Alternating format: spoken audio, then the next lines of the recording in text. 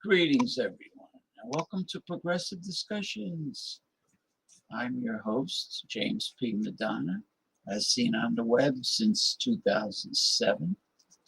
I've been doing this, and I hope everyone is having a very nice, how should I say, end of August 2023 weekend. Despite the heat wave from global warming, the weather is easing up here in the Northeast, and I'm very relieved at that, even though tomorrow is supposed to be 90 degrees Fahrenheit. The people of Southern California are going to get hammered by unless it picks up strength. So far, it's a Category 1 hurricane headed for the cities of Southern California. And the last time this happened was 84 years ago. How about that? So they're prepared. California National Guard is prepared, and they're not used to this, but you can thank the greed of capitalism for causing this climate change, global warming, and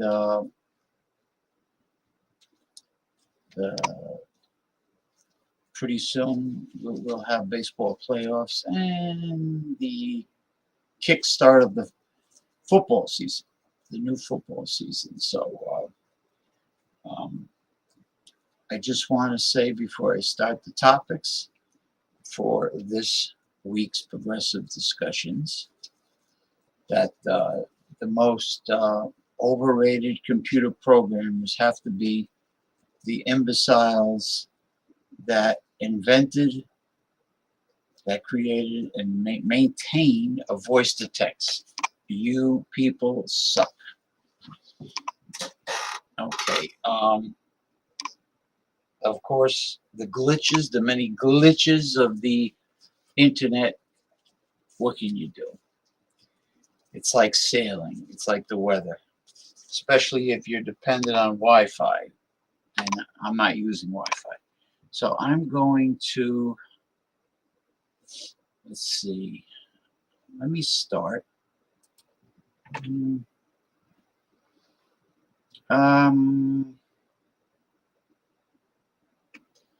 Okay, we'll start off with a light subject. Not all of the topics I read here on Progressive Discussion is negative. Sometimes we have positive or very positive articles. Okay. This one's positive and interesting if you are a natural, holistic lifestyle practitioner like I am. Let's see what we got here. All right. Bring that up.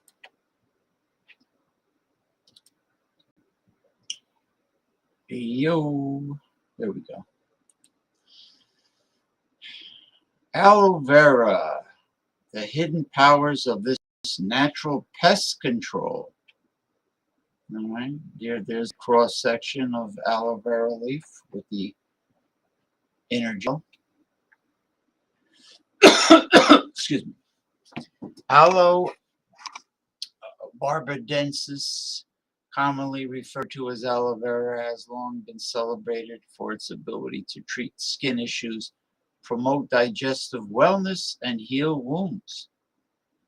Experts have now discovered that the discarded peels of the aloe vera plant, often viewed as agricultural waste, may play a pivotal role in warding off insects, establishing themselves as a potent natural insecticide.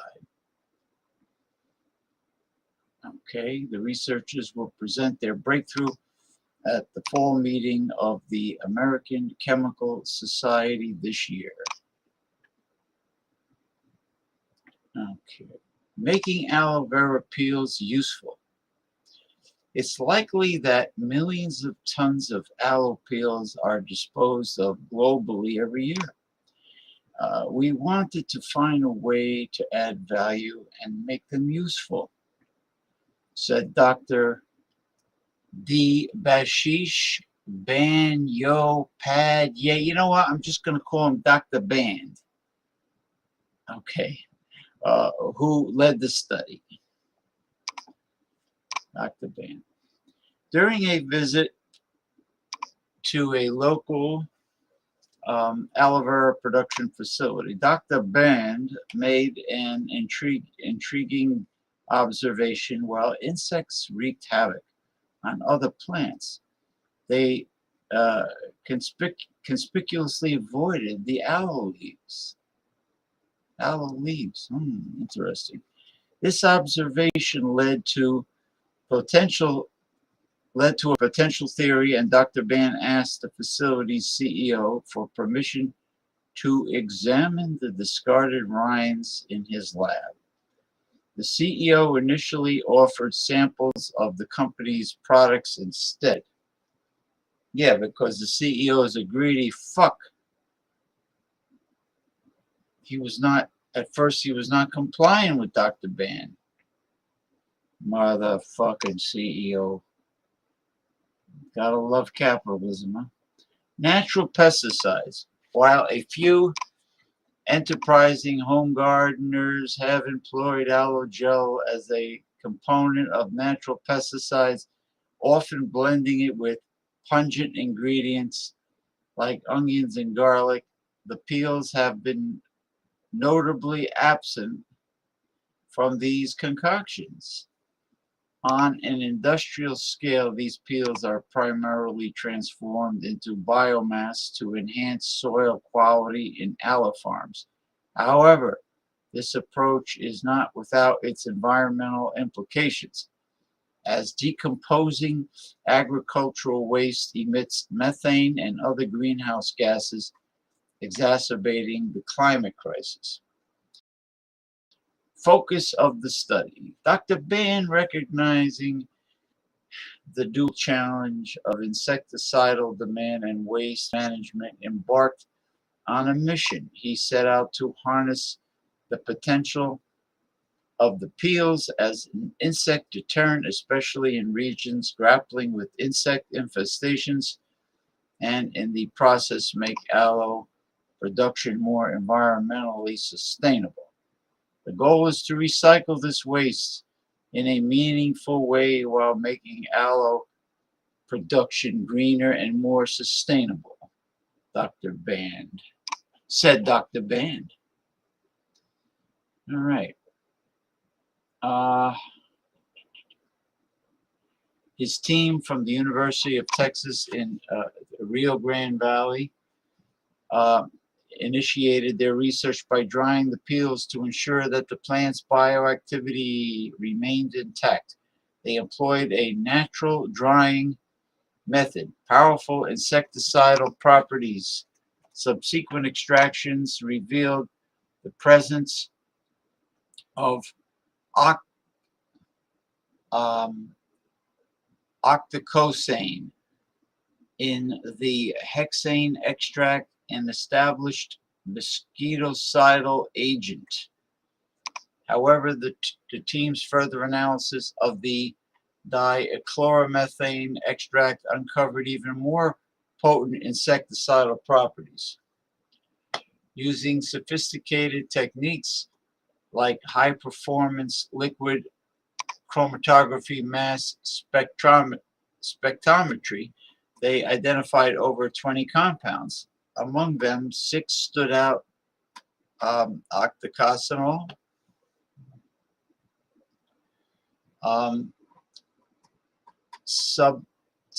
subanitin B, dinoterb, arjunctinin,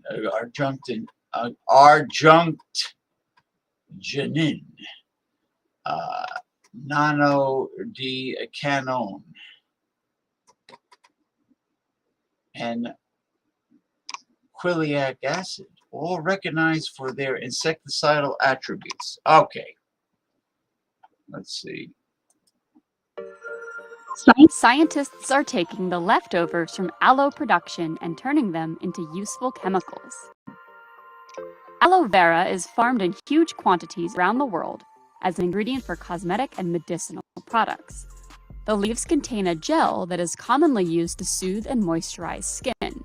But aloe farming can also generate a lot of waste. After collecting this gel, that was Dr. Band. Unfortunately, the microphone of the live stream does not pick up the video.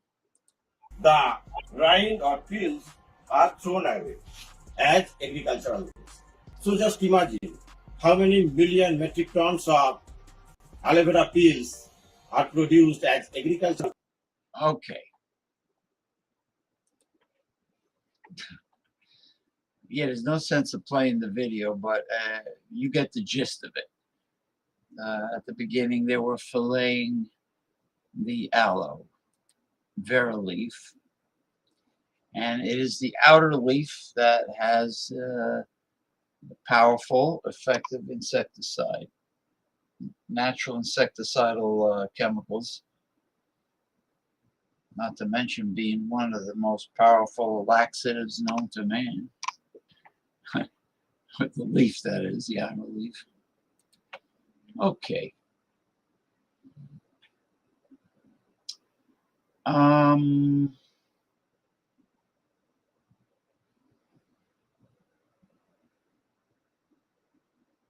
Let's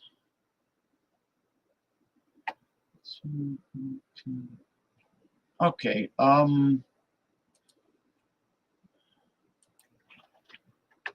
We'll bring up this because it is very much a news-breaking topic: climate change, global warming, as it is going on today.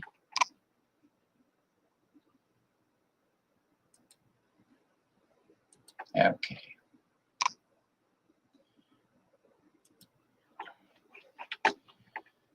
Here we go. There is another marine heat wave in U.S. waters.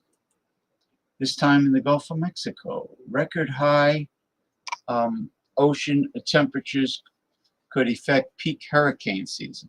Well, you see what's happening in the Southwest Pacific. The hurricane, Category 1 Hurricane Hillary is headed for Baja California, which I've been to and I love very much. This is Mexico. What's this? People enjoy an early morning at a beach. November 24th, 2022 in Naples, Florida. Well, forget it. It's a bathtub now. 100 degrees. Yet another heat wave is warming waters off U.S. coast as oceans all over the world endure warmer than normal temperatures, according to experts.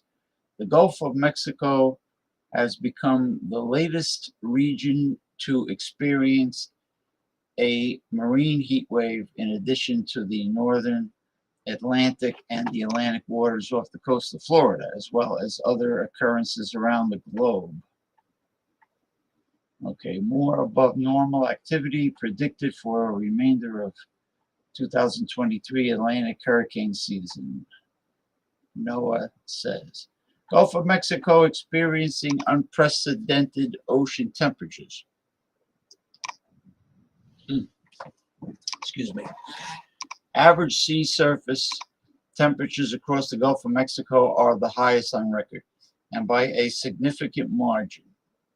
Michael Lowry, hurricane specialist and storm surge expert for ABC Miami affiliate, WPLJ, told ABC News. Temperatures in the Gulf of Mexico are averaging 88.2 degrees Fahrenheit. Lowry determined after analyzing data from the National Oceanic and Atmospheric Administration, which is NOAA. This breaks the previous weekly record Gulf temperatures averaging of 87 degrees Fahrenheit, a big deal. 1 degree higher, set in August 2011.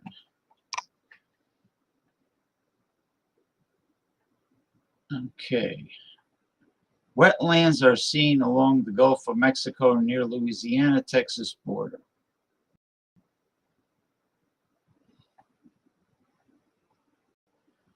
Okay, the historical mean for Gulf of Mexico sea surface temperatures in August is about 86 degrees Fahrenheit.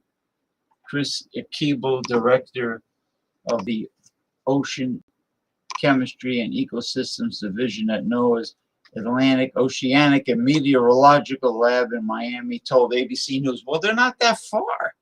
It's really, I mean, 86 to 88 is really not that much of a difference. You see how the news media sensationalizes things and exaggerates? Brian McNulty, senior research associate at the University of Miami's Rosenstiel School of Marine, Atmospheric, and Earth Science, told ABC News the waters in the Gulf are currently freakishly hot. Well, yeah, almost 90 degrees Fahrenheit, but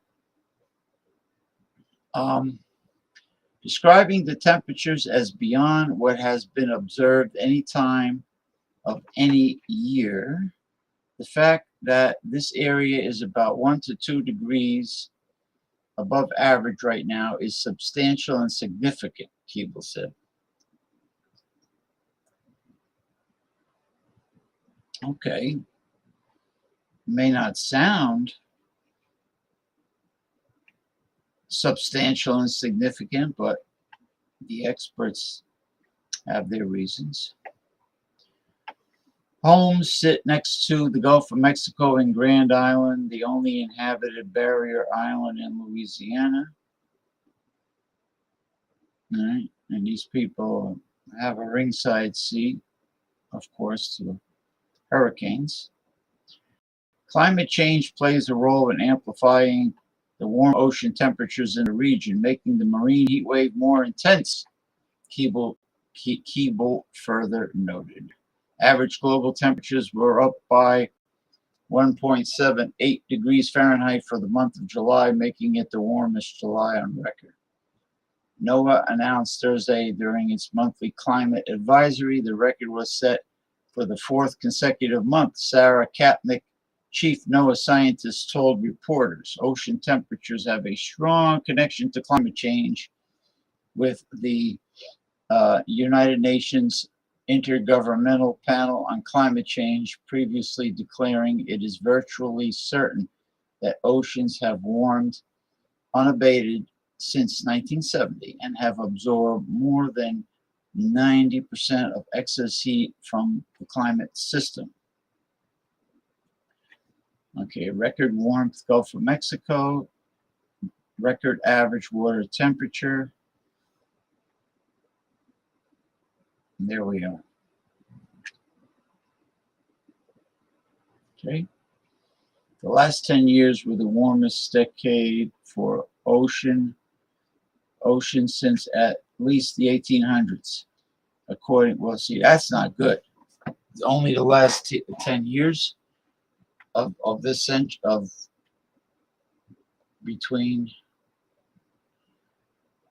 this century, yeah.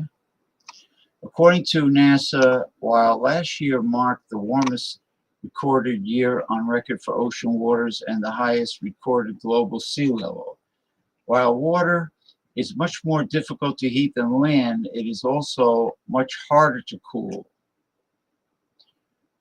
Triple-digit ocean temperatures in Florida could be a global record. How marine heat waves could affect the Atlantic hurricane season. Record warm Atlantic sea surface temperatures played a partial role in NOAA's update to its Atlantic hurricane forecast,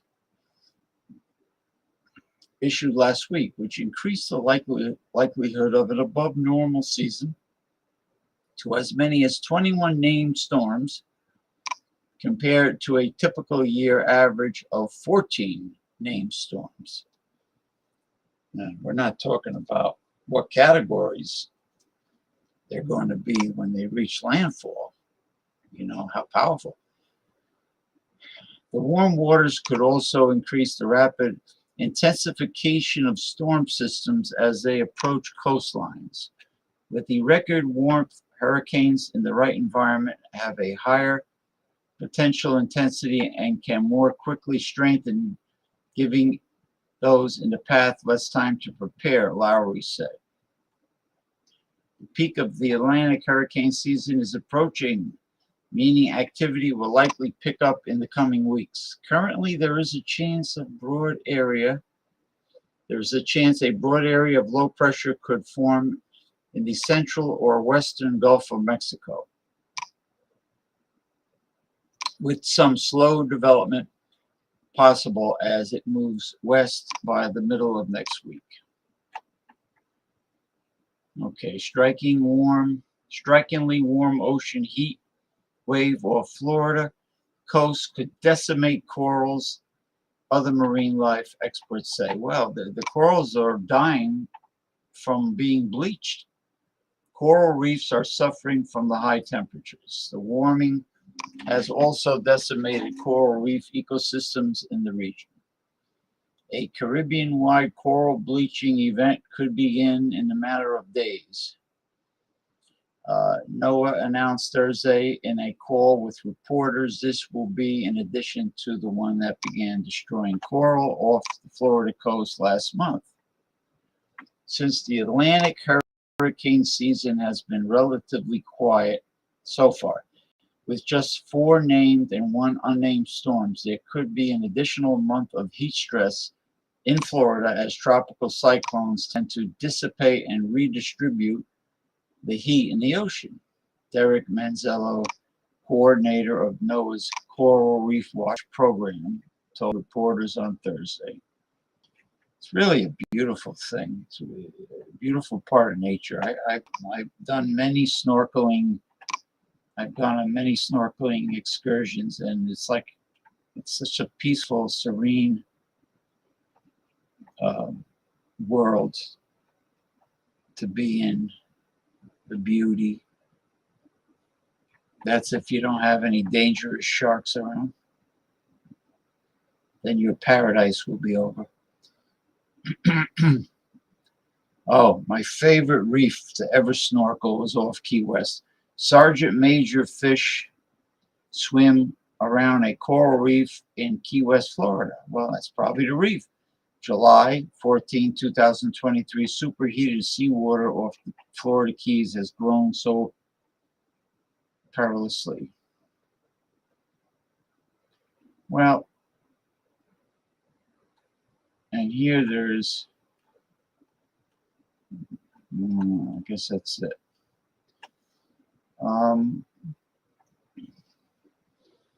Large-scale heat stress and coral bleaching events are underway in two ocean basins, the Eastern Tropical Pacific and the Atlantic Ocean, and in multiple countries, Manzello said. Confirmed coral bleaching is currently occurring in the Atlantic in areas including Florida, Mexico, Panama,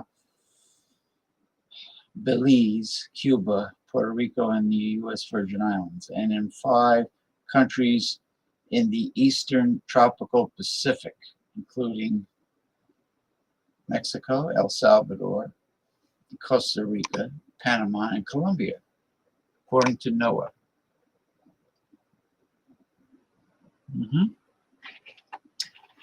It's a bad situation, you know. I mean, when the shit hits the fan, the billionaires will find out that in the end, you cannot eat money. You know, their money is not going to save everyone's ass, including their own. Well, they might save their own ass temporarily, but eventually their stockpiles are going to run out.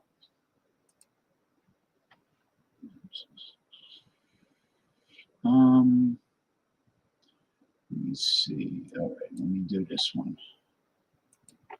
It's interrelated, so let me do this one. Let me check.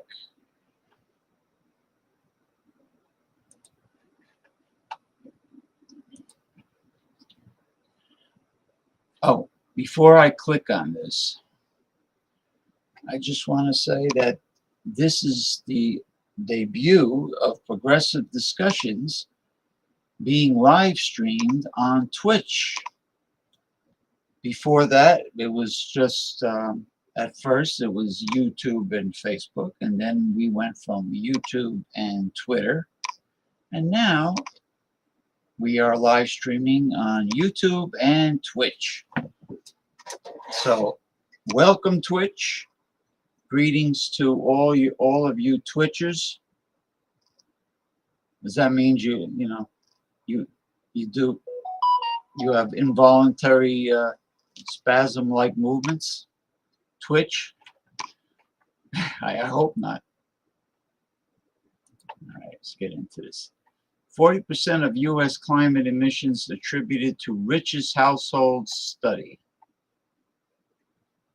That doesn't surprise me. Here's the old gated mansion. Yeah.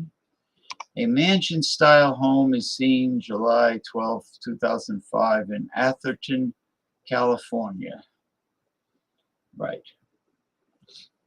It's like the one Jed Clampett used to live in. The Beverly Hillbillies with the cement pond, and Jethro Bodine, who graduated from the 6th grade, that wore a rope instead of a belt. The wealthiest tenth of U.S. households are the source of 40% of national greenhouse gas emissions, according to research published in the journal PLOS Climate. Researchers led by Jared Starr of the University of Massachusetts Amherst analyzed 3 decades of household income data from 1990 to 2019. They found that during this period, Bottom 90% of households' share of emissions has fallen, while the top 10% share has increased. The wealthiest 1% of households were responsible for being 15% and 17% of emissions. Starr and colleagues analyzed emissions associated with businesses owned by the households they analyzed, but also factored in revenues relating to their investments. For the top 10%, investment income makes up a large share of those households' emissions, between 38% and 42% in the case of the wealthiest 10%. The investment piece makes up an increasing share of the emissions responsibility as we look further up the income ladder, Starr told The Hill in an interview. Just over 43,000 of the wealthiest 0.1% of households, 34%, were in the researchers dubbed super emitters. That doesn't mean that they're responsible for an enormous amount of flatulence that refers to their companies, or those responsible for more than 3,000 tons of carbon dioxide equivalent emissions per year. They also found wide racial disparities in responsibility for emissions, with non-Hispanic white households comprising the highest income linked emissions and black households comprising the lowest. Emissions also vary by age cohort, peaking between the ages of 45 and 64 and then declining. The results indicate that policymakers may have been looking at potential carbon taxes and their structure from the wrong angle. Excuse me, the allergies have been bad. While consumer-facing carbon taxes have struggled to move from proposal to law in the United States, an investment-based carbon tax may be more equitable, politically palatable, and equally justifiable, they wrote, while acknowledging that this would likely face pushback from the disproportionate amount of the wealthiest Americans in politics. Oh, the greedy bastards will never have enough money. Just pay your taxes, pay your fair share in taxes, and shut the hell up. By thinking of carbon as an outcome of income generation rather than just an outcome of consumption, such alternative policy solutions become possible, they wrote.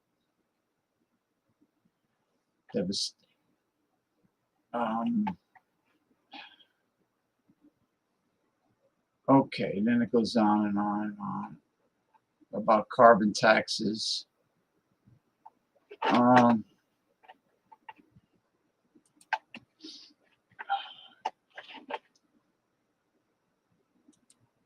much can you say about carbon taxes? You know, just if you're rich, pay your fucking taxes. Pay your fair share in taxes.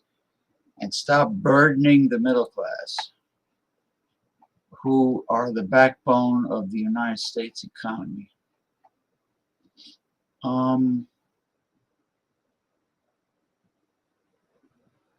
Okay, let's see what this is about. Oh, this is interesting.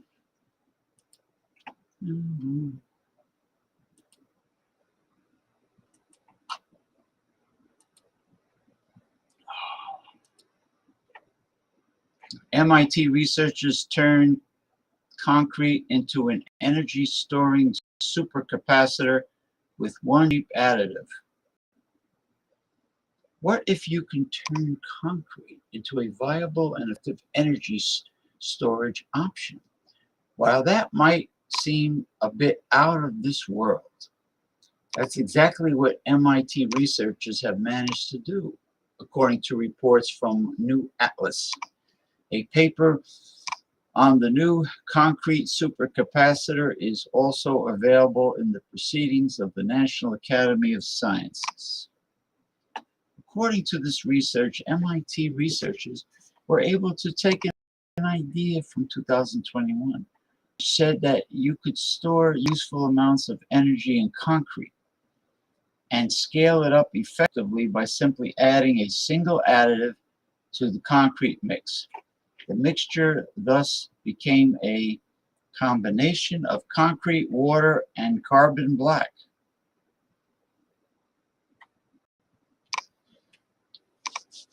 I guess it's not to be confused with black carbon black, like Karen Black from the horror movies. When combined, the three components allowed the researchers to create an energy storing concrete supercapacitor that was easy to scale up, with it only requiring a change from 1 millimeter thick electrodes to 1 meter thick electrodes to go from powering simple things like LED lights to full-blown buildings and homes. I guess that's a big difference, changing the size of the electrode. Solar panels could one day be connected to concrete supercapacitors to collect energy throughout the day. Image source, and I can't pronounce this person's name, and I'm not going to try. Zen Gazeshan Chu. I'll call him Chu, as in Chu, Gesundheit. Further, because many homes are already built on concrete foundations, it's a system that should be able to easily scale up and at least negate some of the costs of the power consumption that homeowners are already undertaking through normal electricity bills. A racket, obviously. It's an intriguing idea and one that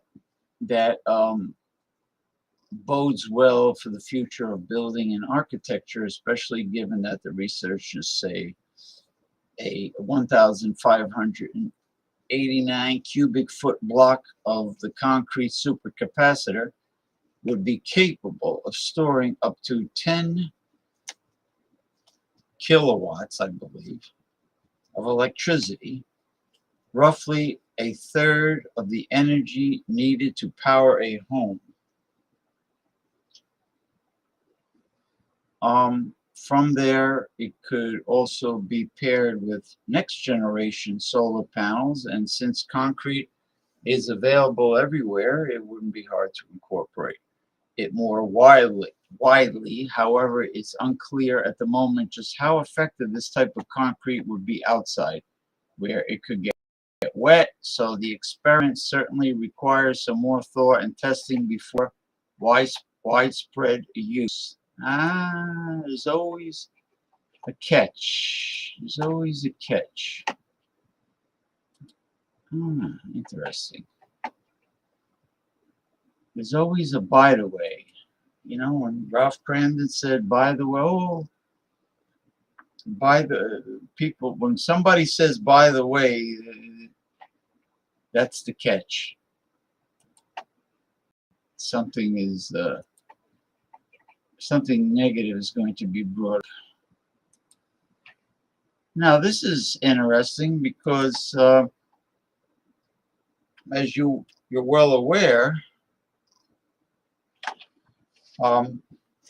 your typical modern batteries today are lithium ion, right? Well, scientists are experimenting with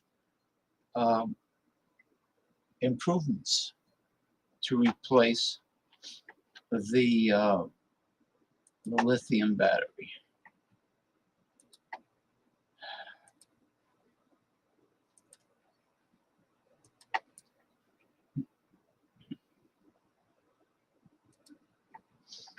Let's see. I'm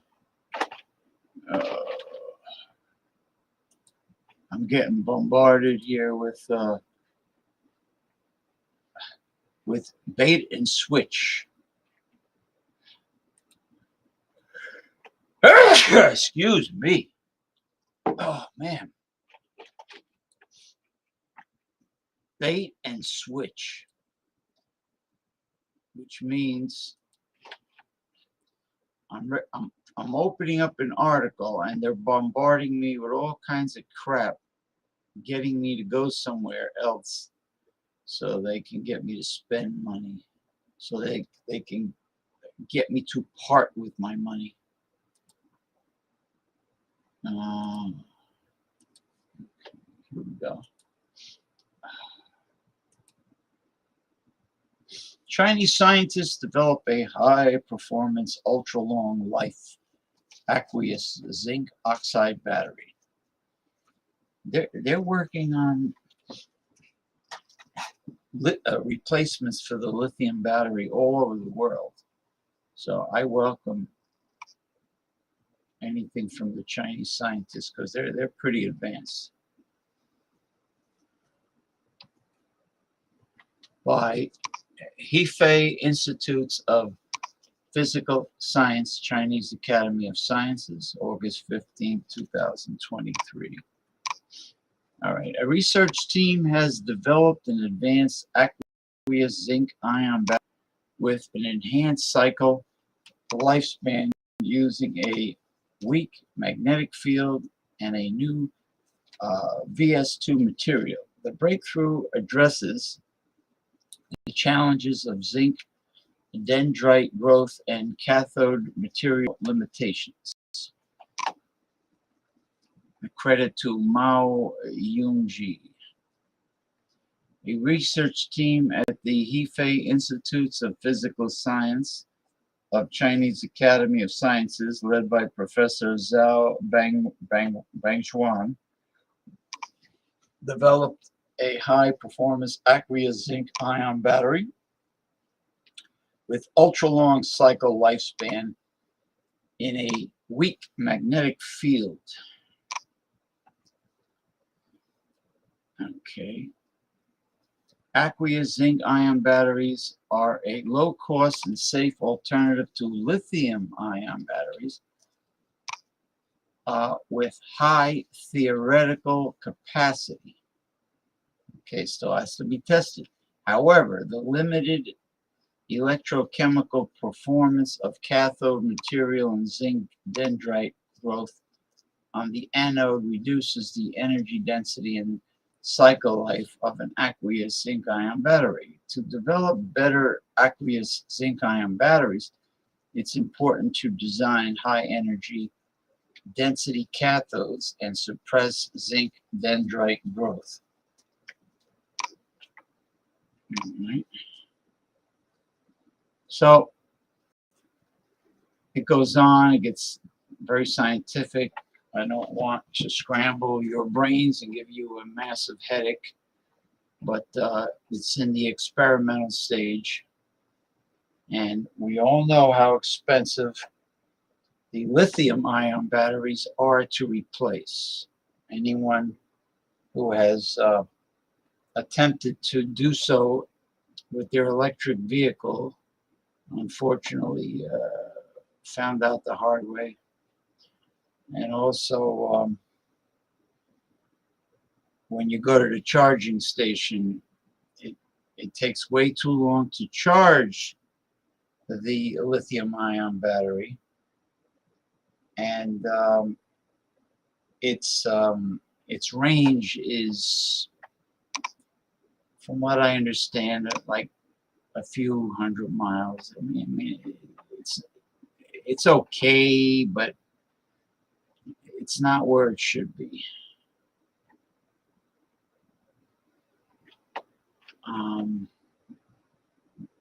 But it's definitely promising.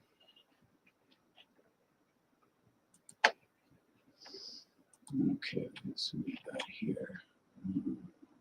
These two are the same articles, though.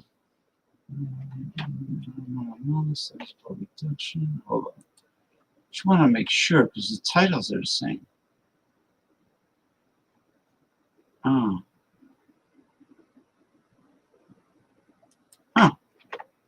It might be, there might be two different articles. Hold on. Oh, let me go to the chat. Drewski Brewski, how are you, sir? Long time no communicate with. It's been a while. I'm trying to think. The last time I saw you, were you doing a video? Was it with? It was either with Eric Schornfelter or Alex the Beer Masturbator, or it could have been Michael Goldsmith Hilton. It was one of those two. It was only like the three of us. I found something about batteries you might want to look into.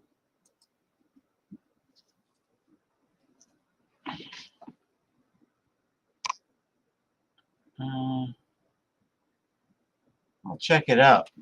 Now, look, I'm just laughing at your name. Osama bin Shrek. Osama bin Shrek. Welcome.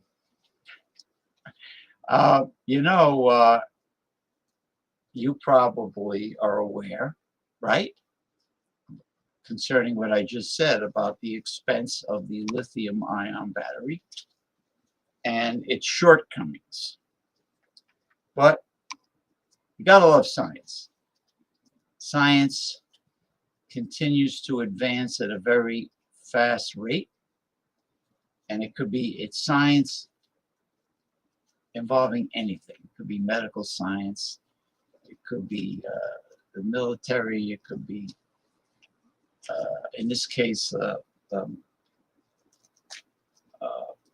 mechanical, with electric vehicles, our very smartphones, right? Lithium ion. Anyway, let me bring this. This is medical marijuana. I think I have two articles, or it could be the same. I have to double check.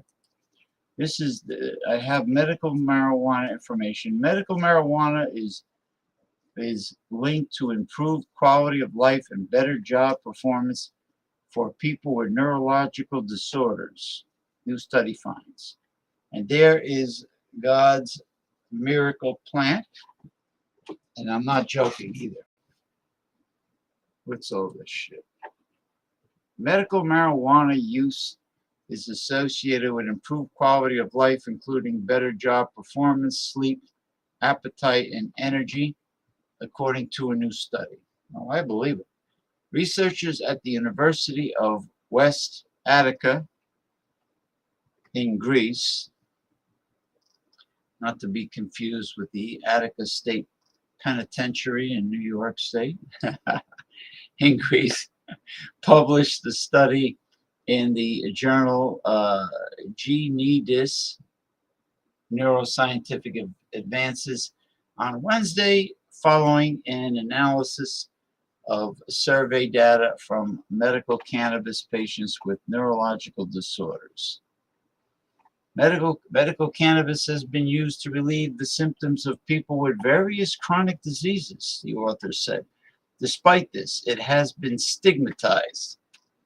Yeah, by the same right-wing people that started prohibition back in the day. And the reason why sex toys are illegal in the state of Alabama. That whole religious freak, zealot, evangelical cult, where they make up their own ideology based on no evidence. The study showed that a majority, 58% of respondents, said medical cannabis is an effective treatment for their condition. Among that group, 96% said that marijuana decreased their symptoms. 88% said it improved their ability to perform their professional duties. 79% said it enhanced their sleep. 71% said it improved their appetite, and 68% said it increased their energy and vitality. Our participants exhibited very few restrictions in activities due to emotional difficulties, a moderate general health status, as well as moderate vitality and energy. The study authors said participants who reported a longer period of receiving medical cannabis reported statistically significant more energy and vitality, but also better mental and general health status. Oh, I'm 110% behind this plant. The clinical questionnaire S536 health survey scale that respondents completed also asked about their openness about using cannabis for therapeutic purposes. A strong majority, 85% of medical marijuana patients said that they disclosed their use to family. Fuck them. Who cares what they think? And 93% said that they enjoyed their support. Support this. If it works, it works. However, 81% said that they haven't been open about their cannabis use in their social environment, such as their workplace. Well, that I can understand. Appropriate knowledge could significantly help health professionals in the field of planning and implementation of personalized nursing care in order to achieve optimal therapeutic outcomes, the study concludes. And the rest is yada, yada, yada, and blah, blah, blah, and you got the gist. You got the gist of the subject. It's very exciting when I read this. Let me see. Oh, okay. There are two different articles. Hey, look who it is. Gunnar Lindblom is too alpha. Yeah, they sure fucked up the roles and the very existence of a normal straight heterosexual relationships and the family structure. They sure screwed that up, didn't they? You're damn right. You're damn right, Gunnar. End it. End it. Those bastards. Those man-hating bastards. They know what they're doing. They know what they're doing. They knew what they're doing from the beginning. That ugly, well, they're all ugly. Betty Friedan, Gloria Steinem, Bella Abzug, every one of them couldn't get laid in a monkey whorehouse with a sack full of bananas. Unbelievable, huh?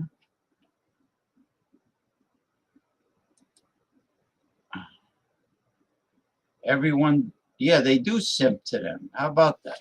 Why do they simp to them? They got raisin balls, Gunner? I think they got raisins for balls. Feminists ruined both the Democrat and Republican parties, bro. They did. They absolutely did. They're raisin balls. You're the only dude on YouTube with the balls to take on the feminists. Thank you, Gunner. I appreciate your kind words. Thank you. I appreciate it.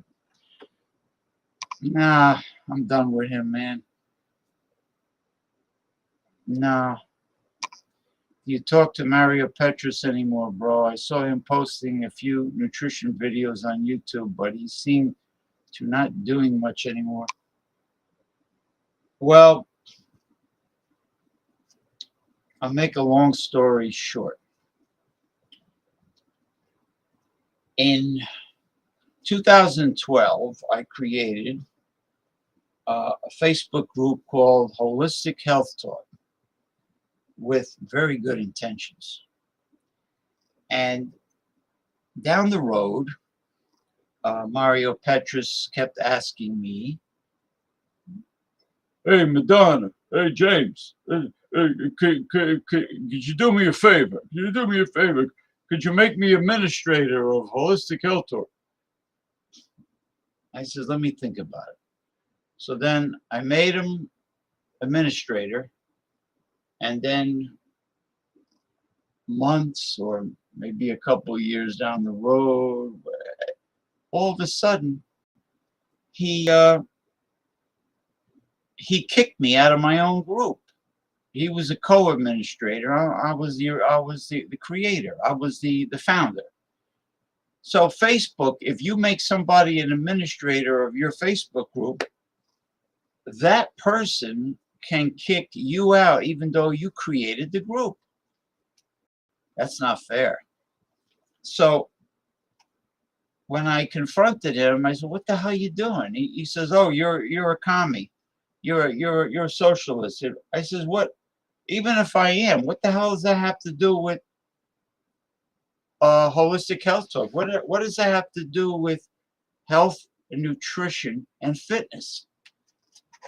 It's really nobody's business. Your personal religious beliefs, your political beliefs. He has no right to do that, but Zuckerberg allows you to do that." So I turned around and I kicked him out of my international food and drink group, which is food. It's called Everything is Food on Facebook. I've had that since 2012. It's pretty big now. I kicked him out before he can kick me out of everything. Then I turned around and I created a new holistic health called Original Holistic Health Talk. That's my group. So I created that one, and I blocked him from communicating with me. I blocked him by email. I blocked him by cell phone number. I want nothing to do with him. I'm sorry. I'm sorry, Gunnar. I want absolutely nothing to do with him. Persona non grata.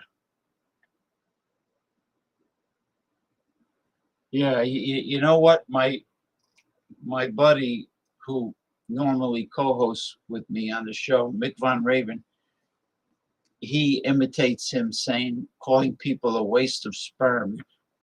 "Yeah, you waste of sperm. You're nothing but a waste of sperm." Sperm, something like that. You damn right he backstabbed me. He pulled like Julius Caesar had Brutus and those other guys sneaking up on him. Yep. That story is the God's honest truth. So be very careful. If you, I don't know why Zuckerberg does this, but if you're an administrator of a Facebook group, or even if you create a new group, be very careful who you appoint administrator. Learn from my mistake about trust. I still don't understand why Zuckerberg allows that. The person who created the group is the person who has seniority, right? The administrator has seniority. So the one with seniority cannot be booted out by, let's say, a recently appointed administrator.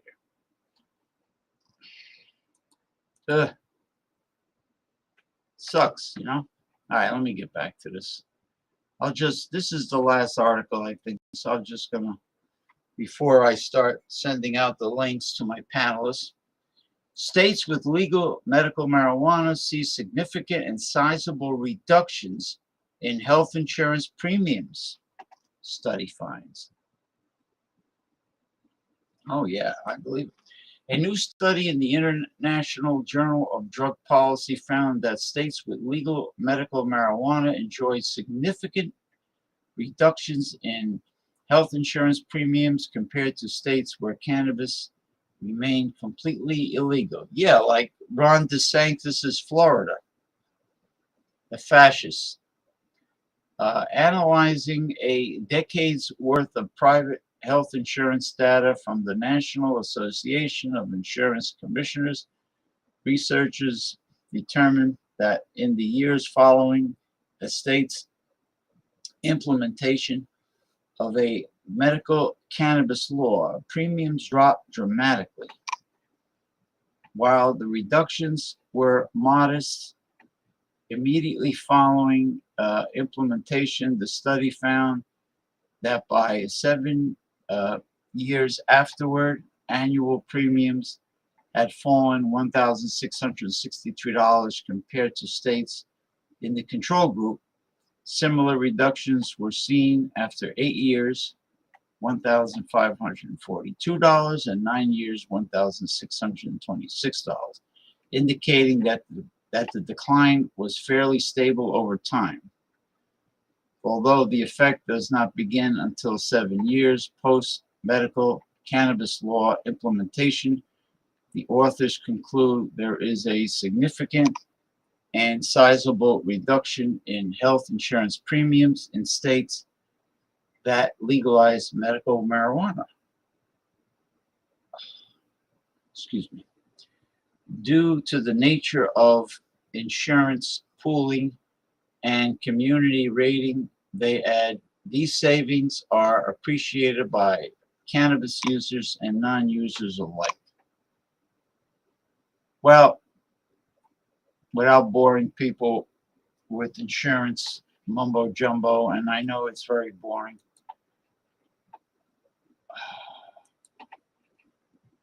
And I hate talking about insurance, so I just wanted to bring it to people's attention that medical marijuana really works. It really is a miracle plant. Otherwise, the insurance companies would not acknowledge it to be so. Okay, so now what I got. Hold on, Gunnar, let me put your comment up.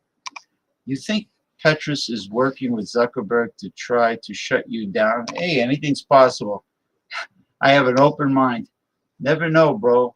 They might like your opinions. Well, you know, the forces of evil have unseen dark spiritual forces guiding them, and they don't like anyone that speaks the real hard-hitting truth or who helps humanity, the planet, that gives sound advice instead of bullshit. You notice Zuckerberg's pages, Facebook and Instagram is loaded with spammers, spamming and infomercials and scammers, loaded. It's like non-stop. It just doesn't end. Every time you take a look at your profile, you just get bombarded. Hold on, I gotta do something important here.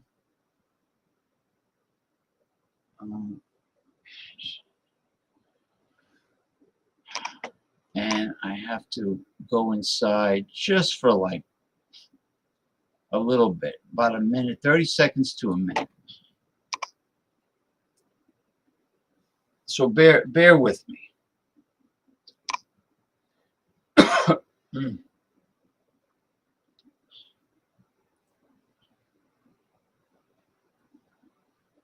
Bear with me.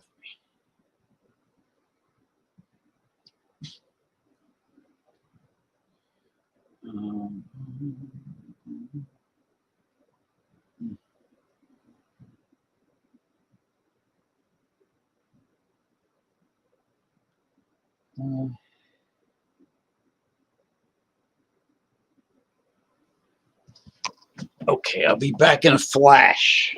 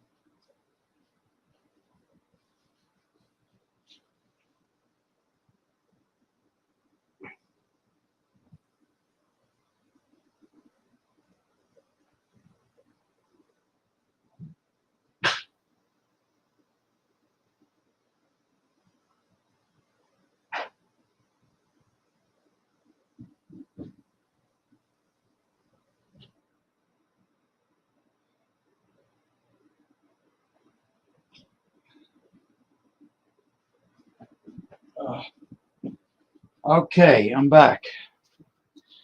Thank you for your patience, everyone.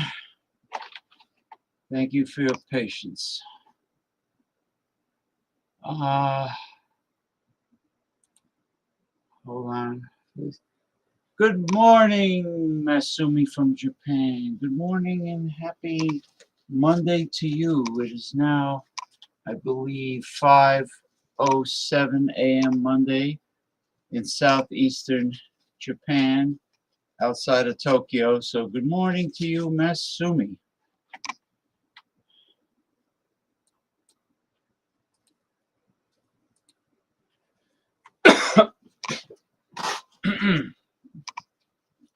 Okay.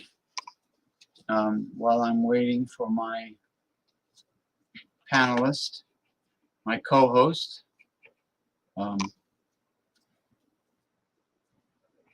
to come aboard my pirate ship. Does anyone have anything they'd like to say? Any subject you would like to bring up and address? It could be anything that's important to you. It doesn't have to be politics. It doesn't have to be climate change. It could be anything. It could be sports.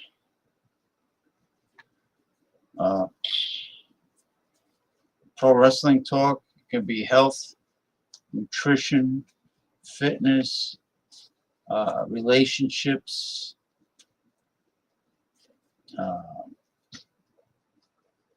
the perils and pitfalls of relationships, and so on and so forth. So anything you want to bring up, you want to vent about feminists, you want to vent about how they ruined the world of dating in the United States and America, whatever you like. Thank you, Mason.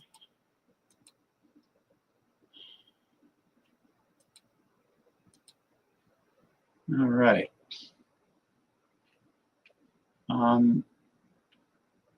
Let's see. Well, I could do this, but I'm going to hold off a bit.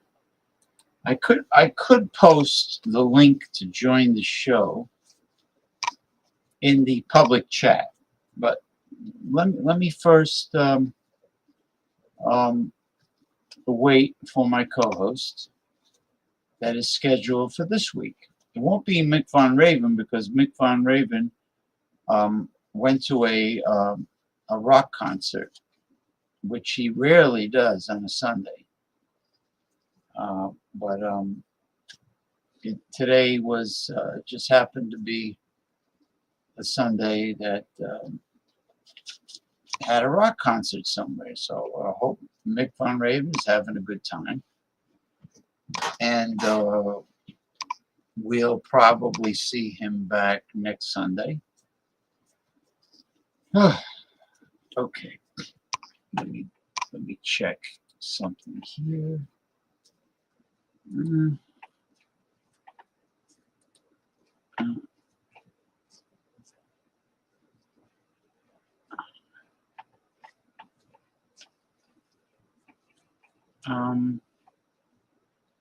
Let me send them.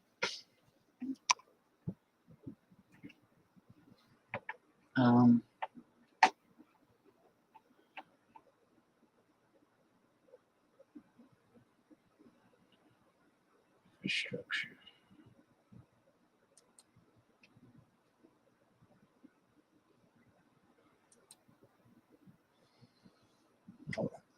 Hey, Paul.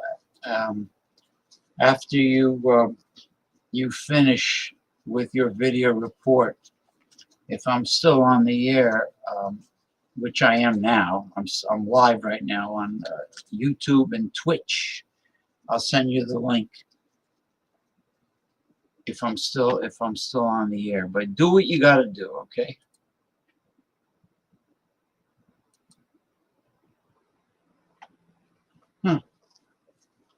Oh well.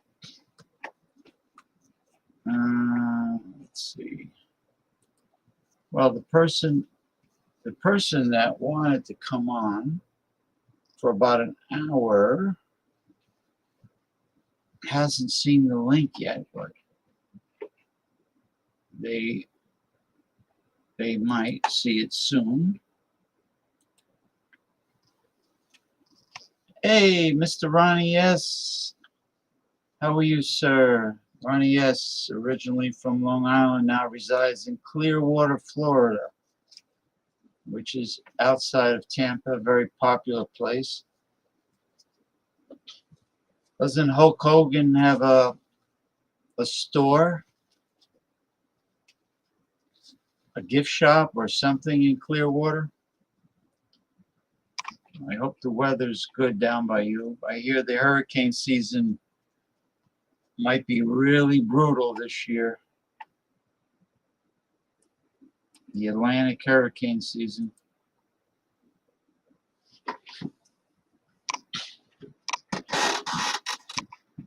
I know when he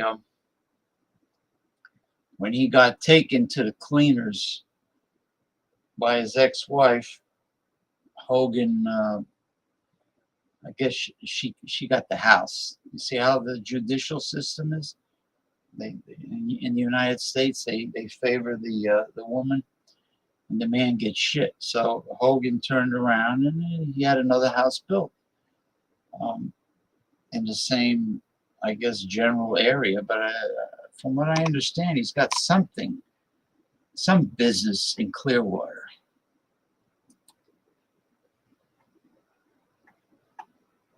Oh, he has a restaurant and bar on Clearwater Beach. Ah, how about that? Well, I'm happy that Clearwater extends to the ocean. Not the ocean, the Gulf.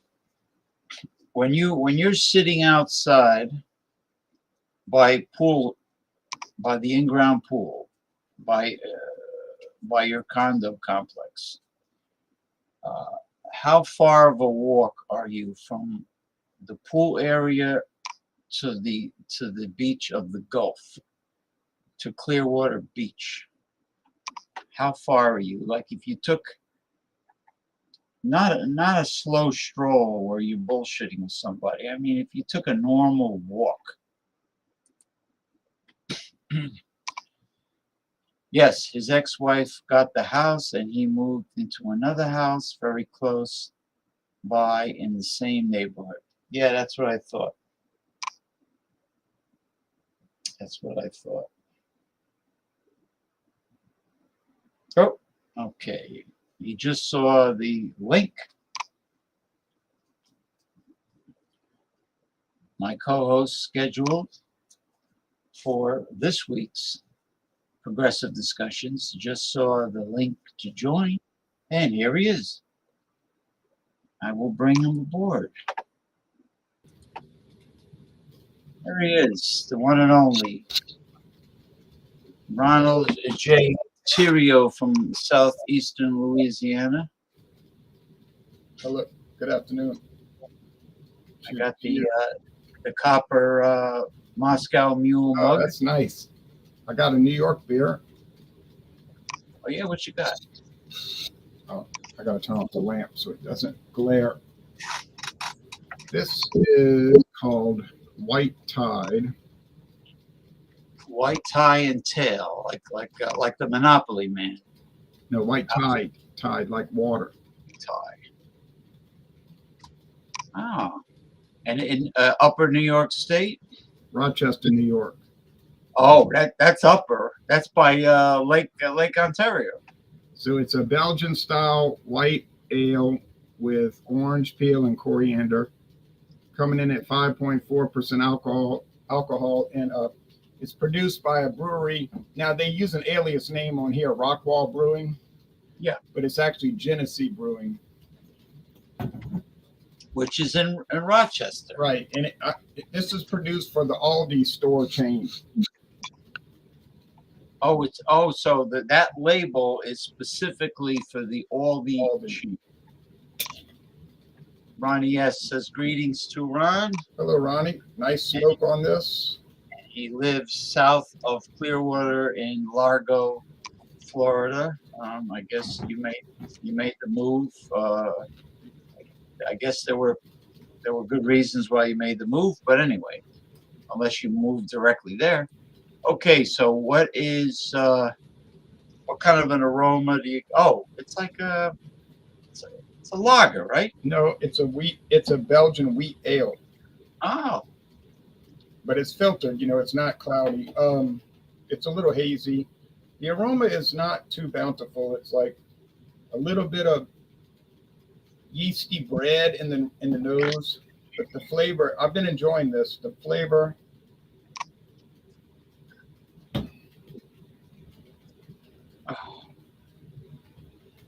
Is bitter from the hops and from the orange peel. Get the coriander spice and the white wheat. And medium bodied, not too sweet. It's more bitter than sweet. It's got a dry finish. I got the 6-pack at Aldi for $7.99. That's a great price. So a filtered Belgian wheat is similar to like a Blue Moon, but probably better. I don't know if it's better. It's just different. Yeah, it's different. It's made by like I say, Genesee, but they don't put their name on the bottle, but it looks like a Genesee bottle. Yeah. So it's very. I find the flavor and the mouthfeel of wheat beer to be very crisp and refreshing during hot weather. That's only me. It is, and we're up to about 97 right now. So. Oh boy, and then there's always. Is this still dry by you or? Got no rain. It's rained about 2 days since mid-May. 2 days. So the steam bath is back. But no rain.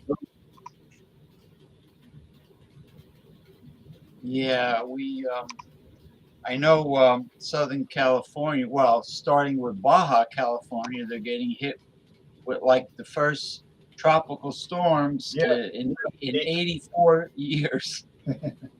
84 years. Category, I think, when it touches down in Baja, I think it's category 1, unless it picked up speed. No, it's already dropped to tropical storm. It's petering out because once it hits those mountains, that's it. It can't make it. Oh yeah, and Baja is definitely mountainous. And plus the Pacific Ocean, the water in the Pacific is cold. People are creating videos like on TikTok. Oh, it's going to be catastrophic.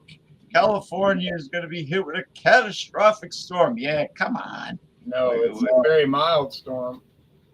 There's a lot of Chicken Littles out there that say, "Oh, the sky's falling. The sky's falling." I know. They exaggerate, and oh man, that definitely looks refreshing.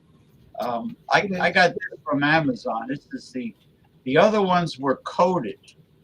This is 100% copper. and it's got that hammered look to it that I like. Yeah, and it's designed for those Moscow mules. Yeah, which I made, you know, but it's not bad. It's not bad. It's decent. I mean, I liked it. I didn't despise it. I didn't do handstands, but I liked it. Yeah, it was It was okay. good. Yeah, I like ginger beer. If you spike it with something, and you know, in this case it was vodka, but I wonder if you could do a rum instead of a Moscow mule.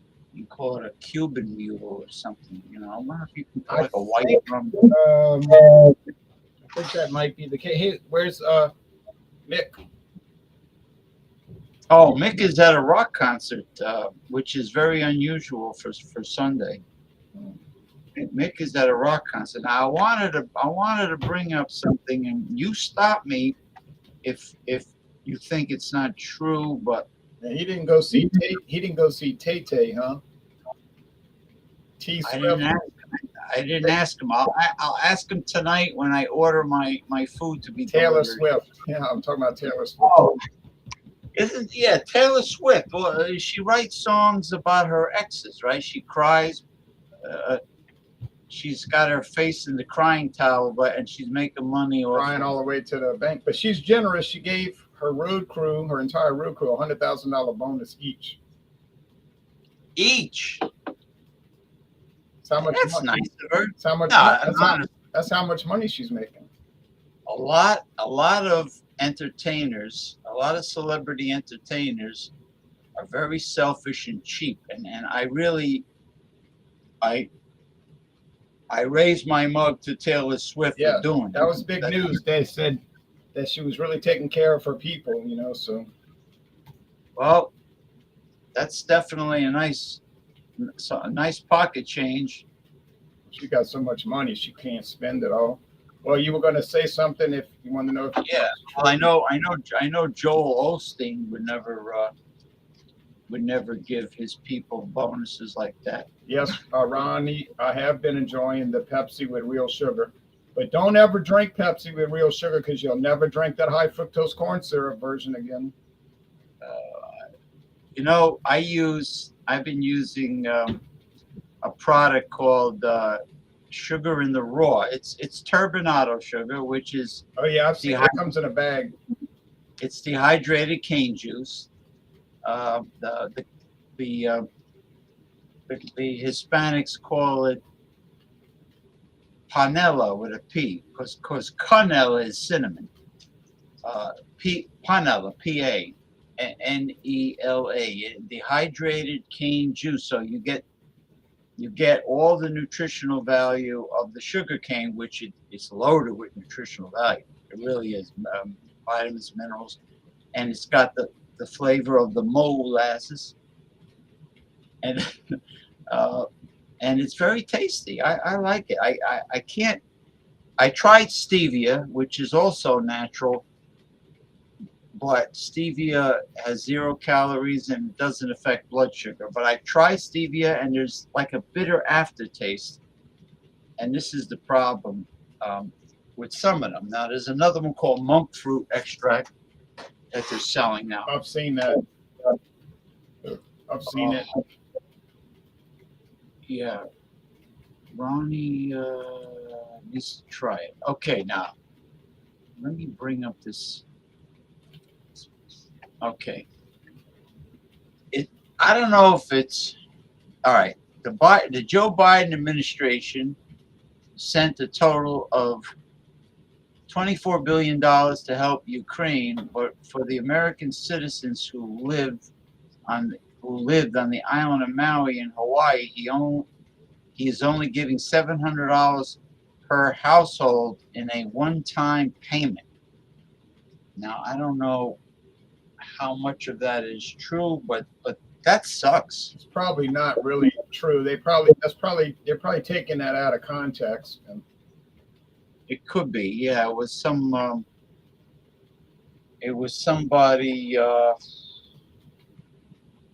because they're going to qualify for all sorts of benefits And they might qualify for a lawsuit because there's a lot of evidence that the state government was at fault. Yeah, the governor of Hawaii says that the sirens broke. The sirens were busted. They were not operable, because normally, you know, if there's like an emergency like that, you Well, the state emergency representative said he chose not to blare the sirens because he didn't think it was going to help. well, it's not going to stop the fire, but it's definitely going to save lives by having people evacuate. It's not going to help. He So said let he said let he them thought, all. yeah, he said he thought it was going to make people run to the fire. I don't know his reasoning, but the guy resigned yesterday, citing health reasons. So he says that Maui is not in cahoots with the Biden crime family like Ukraine is. Right, that's another reason. Yeah, so he felt that people will run towards the flames. That's what he said. His reasoning, I saw some of his interview. It didn't seem very convincing, but I'm not an emergency management expert either. But there's more. I read an article saying that, of course, the Hawaii Power Company has a monopoly, like in every state. And they put all these power lines out in this grassy area west of the city. And it never rains out there because some of Hawaii is like a desert, you know, and it never rains out there. And the grass was very, very dry. And so some people think that one of the power lines caused the fire. And another thing is that there was an environmental group out in Hawaii. I can't remember the name of the group, but they had warned the state government 3 times over the last few years that those power lines being out in that dry grassland was very dangerous and could potentially start a huge fire. And the state just told them, no one wants to hear all of that. And then, well, look what happened. So, of course, you know, the government, they never listen to anything until it happens. Then they say, oh, no. That's like if in the springtime, the roads over here are loaded with craters that are actually potholes, but they don't you know, get to it and fix them right away. They wait, they let it linger until I didn't know if my truck would survive that journey through New Jersey with all those potholes, and that was in the summer. You had potholes when you got to northern New Jersey. You saw potholes, right? Everywhere, all along the highway route. That was the worst part of it. All these potholes. And no warning, you know, just big craters, like you say.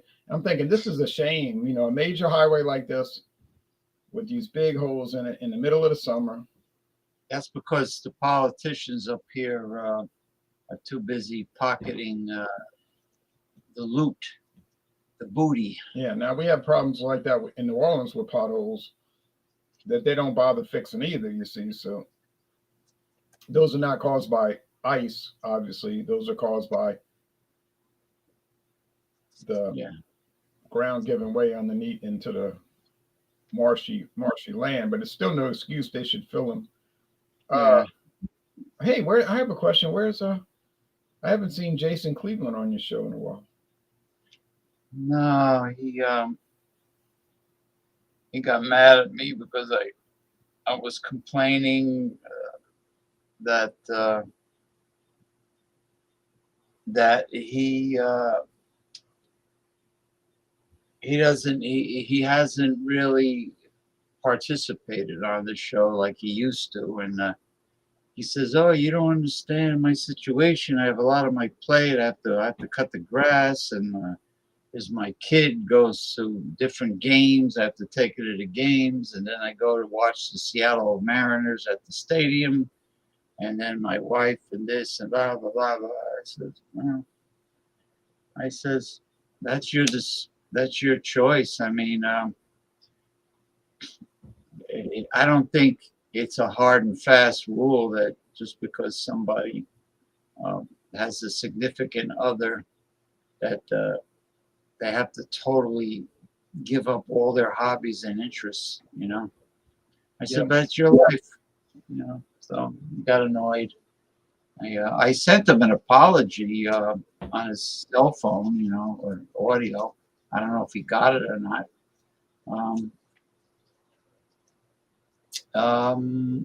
He was definitely an asset to have on the show when he participated. Yeah, he But still then, comments on mine sometimes. I probably won't be around much starting next week because the football season's going to get going, and I'll be watching all of that. And I'm just telling you that, frankly, up front, you know. yeah, yeah, I know. Football season's starting. You have college and NFL. So I watch all those, you know, I watch those games. I don't watch all of them, obviously, but I watch a lot. Well, you attend college games I sometimes. go to the college games a lot, and then I watch the New Orleans Saints football games on television on Sunday. And you know, my father, he'll be calling me on the phone. What do you think about that? Boy, what a terrible call! These people are so incompetent. You know, he'll call me about that. So he'll give you play-by-play. Yeah, he'll call if it's some big play. He'll call. Say, he said he said I never seen him play this bad. You know how people say, you know, they do. Yeah, yeah.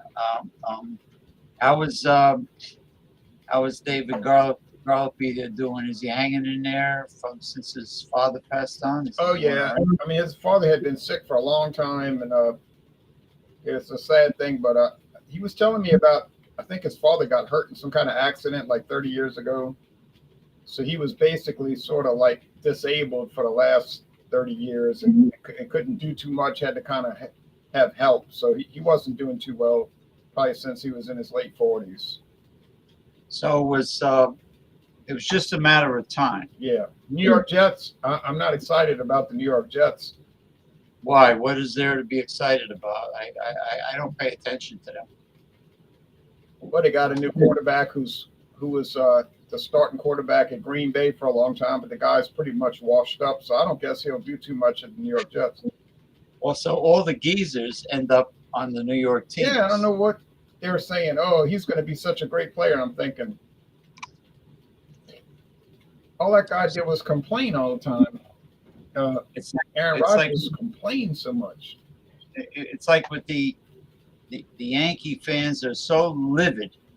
They're actually shouting, "Fire Brian Cashman, fire," because he has a habit of paying a lot of money for older, pretty much washed up baseball stars. Ronnie, I think he's probably washed up. I could be wrong, but I'm not looking for him to have a whole lot of success at New York. Cashman, yeah, look at the Yankees. Look at that. In last place, they got 60 wins and 63 losses. That team is just. I think they're two behind. They're two under 500. They're in the basement, definitely. They're getting swept by everybody, and Cashman has made several big mistakes, big blunders, and you can't blame Aaron Boone, the manager, for every damn thing. I mean, no, he's probably going his way out. Yeah, Giancarlo Stanton was a waste of money. He was a one-hit wonder in Miami, right? 1 year he hit 59 home runs, and he's been terrible. And they spent a lot of money on the old guy, Josh Donaldson. He's too old. He's not producing. They got the second worst batting average in the whole major leagues. The only team worse than them is Oakland, and they have the last place record in the whole of any major league team. Well, I don't hate the Yankees, and I don't dislike the Mets. I'm not against any team, even if they change their name to the Guardians. Well, the Orioles, I'm happy that the Orioles are red hot or orange hot. They're doing great. The but New York or New Jersey, New York, New Jersey area is stuck with a bad Mets team, a bad Yankees team. Well, the good thing is Maybe they're the bringing Giants up and the Jets will do something. I don't know. What the good thing is what? they're bringing up two players from AAA, the Yankees, that are totally tearing up AAA. Everson Ferrara and Austin Wells. I called him Orson Welles by accident. But Austin Wells, he's a slug. He's a slugging catcher, and Ferrara is like great with everything. So they're, that's what they should do instead of spend a lot of money on players in their twilight, the twilight of their career. Bring up those AAA guys that are exceptional. Bring up those young guys. A lot of times the Yankees farm system isn't very good because they've relied in the past. They were such a wealthy team, they just relied on buying players from other teams. Yeah, like when they got when they got I remember when they got Reggie Jackson from the Oakland Athletics and Jim Catfish Hunter, those guys were in the twilight of their career. They made a big deal about it. I mean, how long did Reggie produce really before he started declining? Yeah. Hey, Do the clappers. Do the clappers. clappers, clap on, clap off. No, It's Drewski. Never mind. Never mind.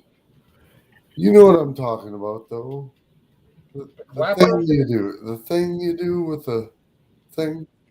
Oh, you're talking about the gadgets, the instruments? Yes. Which one? I got the juice Not harp. the kazoo, but the juice harp I and thought the it was a clapper thing. Oh, the bells?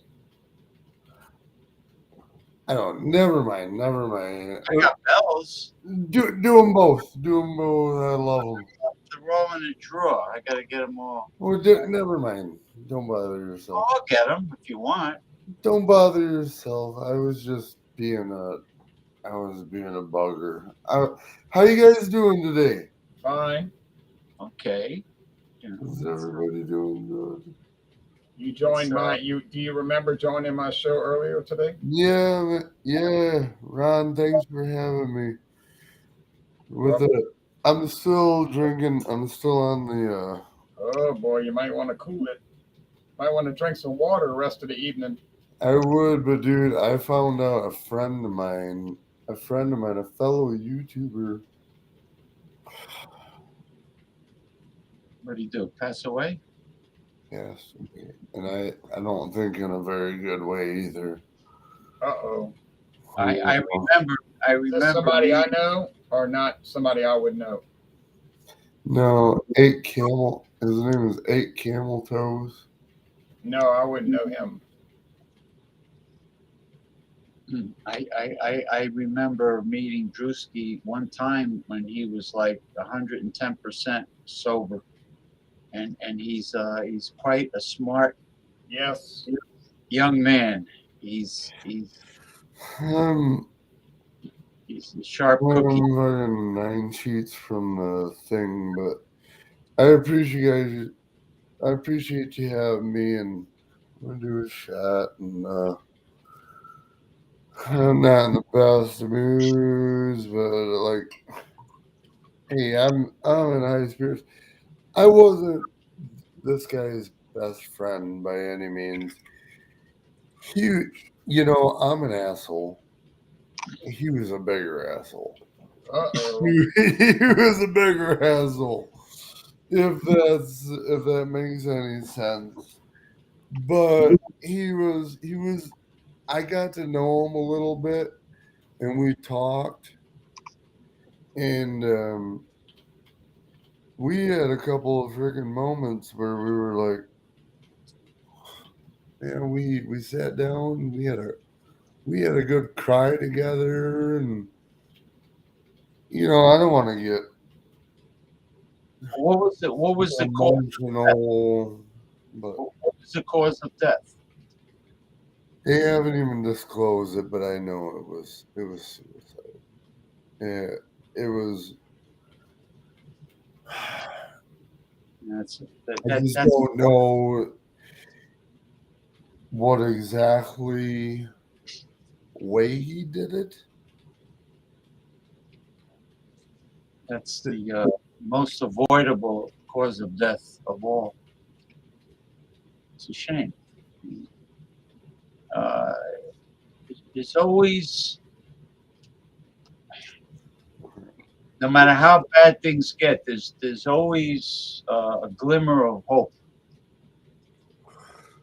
You know. Yeah, I know. If I it blew my mind. My buddy, when I went to the channel, 'cause we were going to play poker. He's always at a poker game, right? We would go to play poker. I'm like, where the fuck? Where's Camel? You know, I always bust his balls a little bit. Where's Camel, that motherfucker? He's like, Keep hope alive. damn, hey, buddy. He's like, no, and I'm like, what's going on? What's going on? He's like, and he's crying, and I'm like, he's like, Drew, don't mention. He's like, and he ended the stream, and we went back. So he's like, Camel's not here anymore. His wife just called me. He's dead. Oh, he was married too. Oh my gosh. Yeah. Um, did, did he get along with his wife, or? Camel he was a free spirit. He was an asshole. He was a huge asshole. I don't know how he treated his wife.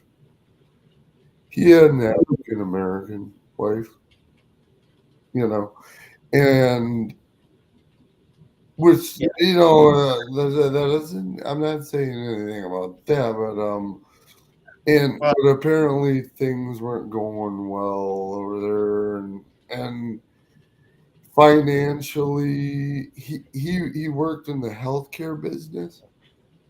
He got booted for like abusing patients. Patients, well, that's like not good. older patients, and like he was like flipping them wrong, or Sounds Well, he would get aggressive because he would lose his patience. He didn't have. yeah. Well, that's got to be patient. Yeah, he would yeah, he lose was his. in the wrong line of work, evidently. I know how obstinate the elderly can be. I know, and stubborn. What you can't smack them No, around. no. If I'm if I'm on my deathbed, I don't want some 20-year-old smacking me around. No. Of course not. You know? Yeah, I mean, Jesus. it's it's bad enough that you're in hospice or you're in a nursing home without being Those abused. are hospice. Hopefully, none of us are in hospice. Well, it's just a matter of time. Listen, no matter how uh, It's healthy, inevitable. It's inevitable. yeah, no matter how healthy Come on. we are, Right here at home. no matter how much vitality we have, it's just a matter of time. Now, on the other hand, way science is, they might say, look, you could decline with old age, or we can turn you into a cyborg and you can live forever. I mean, it's I'll very take possible. the cyborg. I'll take the cyborg thing, man. Heck yeah, dude. I'll be an experiment. The way the way the way the way science with robotics is advancing, that's very possible. But Yeah, that's crazy. yeah, time waits for no man. everything wear and tear on a car, wear and tear on a living thing. We're losing the subject. I'm sorry to come here with my stuff. What are you guys doing, man? What are you guys We were doing? just talking. I'm sorry. We're talking about different subjects. We were just talking about sports, football, baseball, and before that, more serious topics. But sport right now, we were on sports. Now, aside from sports, because win, lose, or draw, those people live a much higher standard of living than Ronald nor you and I would live. So I don't want to like spend too much. Well, not necessarily. Those Shaolin monks, dude, like some of them Asian people that just and they don't do shit. They just they live a long time and not doing shit. And they say the more you aggravate the heart, the more you work the heart. It's good to work the heart to an Yeah, extent, but not with to an stress. extent, but Not don't with stress it. Because 'Cause- stress increases your cortisol. Cortisol is a stress hormone. Cortisol is bad for your health. yeah, So stress is bad in general. And I was just watching a video by Dr. Eric Berg, and he was mentioning um, cancer prevention and different things, do's and don'ts. And he mentioned stress is bad. Now, some people are stuck in a stressful life, and they can't really get out of it. But I guess it's how you react. You don't have to react. some of these athletes will stress themselves and like, look at Macho Man Randy Savage. Oh yeah, oh, let's start cocaine all the time and going around. Oh Big, yeah, like big cocaine and who knows what else. But listen, the wrestlers in the old days didn't abuse themselves like the younger wrestlers. and they didn't have the knowledge. They didn't have the knowledge. They, He's like, they, I'm banging themselves. it's your choice. You're an athlete. You don't have to like Mark McGuire, Canseco, Barry Bonds. No one held a gun. No one held a gun to their head to use steroids. I mean, it was their choice, and we all have choices. It's like to get off to change the subject. Ronald has been. Cigarettes. That's a choice. I That's a choice. wish I didn't smoke, but I do. Um, you know who smokes more than you, much more than you, is that your fellow Michiganer. What's his name? BC Christopher. Who's that? BC Beer Reviews. Christopher. He's a very obese man. He's from Michigan. I'm not sure who that is. Yeah, he smokes like nonstop. And before Drewski joined, I was going to ask you a question that was about sports that we were talking about. All right, go ahead. I'm going to get off of this in about 11 minutes. Okay, you've heard of the St. Louis Cardinals, right? Yeah. Obviously. They until 1900, they started in 1882. So for the first 18 years, you know what their team name was? Before the Cardinals. Well, I know it wasn't the Browns because they had the Browns and the Cardinals at the same time. They were called the Browns. Oh, they were the Stockings. The Brown Stockings and the Browns. And then they changed their name to the Cardinals. Now, in 1901, a new team started, and it was called the Milwaukee Brewers, but they didn't last but about 2 years, and they moved to St. Louis and became the New Browns. The new Browns, and you know, I saw some old logos of the Browns, and they had like like an elf, like a fairy Yeah, a brownie. brownie dressed in brown, right? A And brownie? a brownie. Same thing with the Cleveland Browns.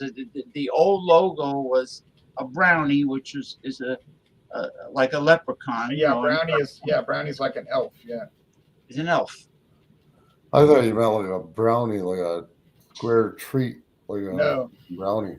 Well, those are nice brownies. Those are I thought you meant a brownie. I was like, what? not if somebody puts X-Lax in it.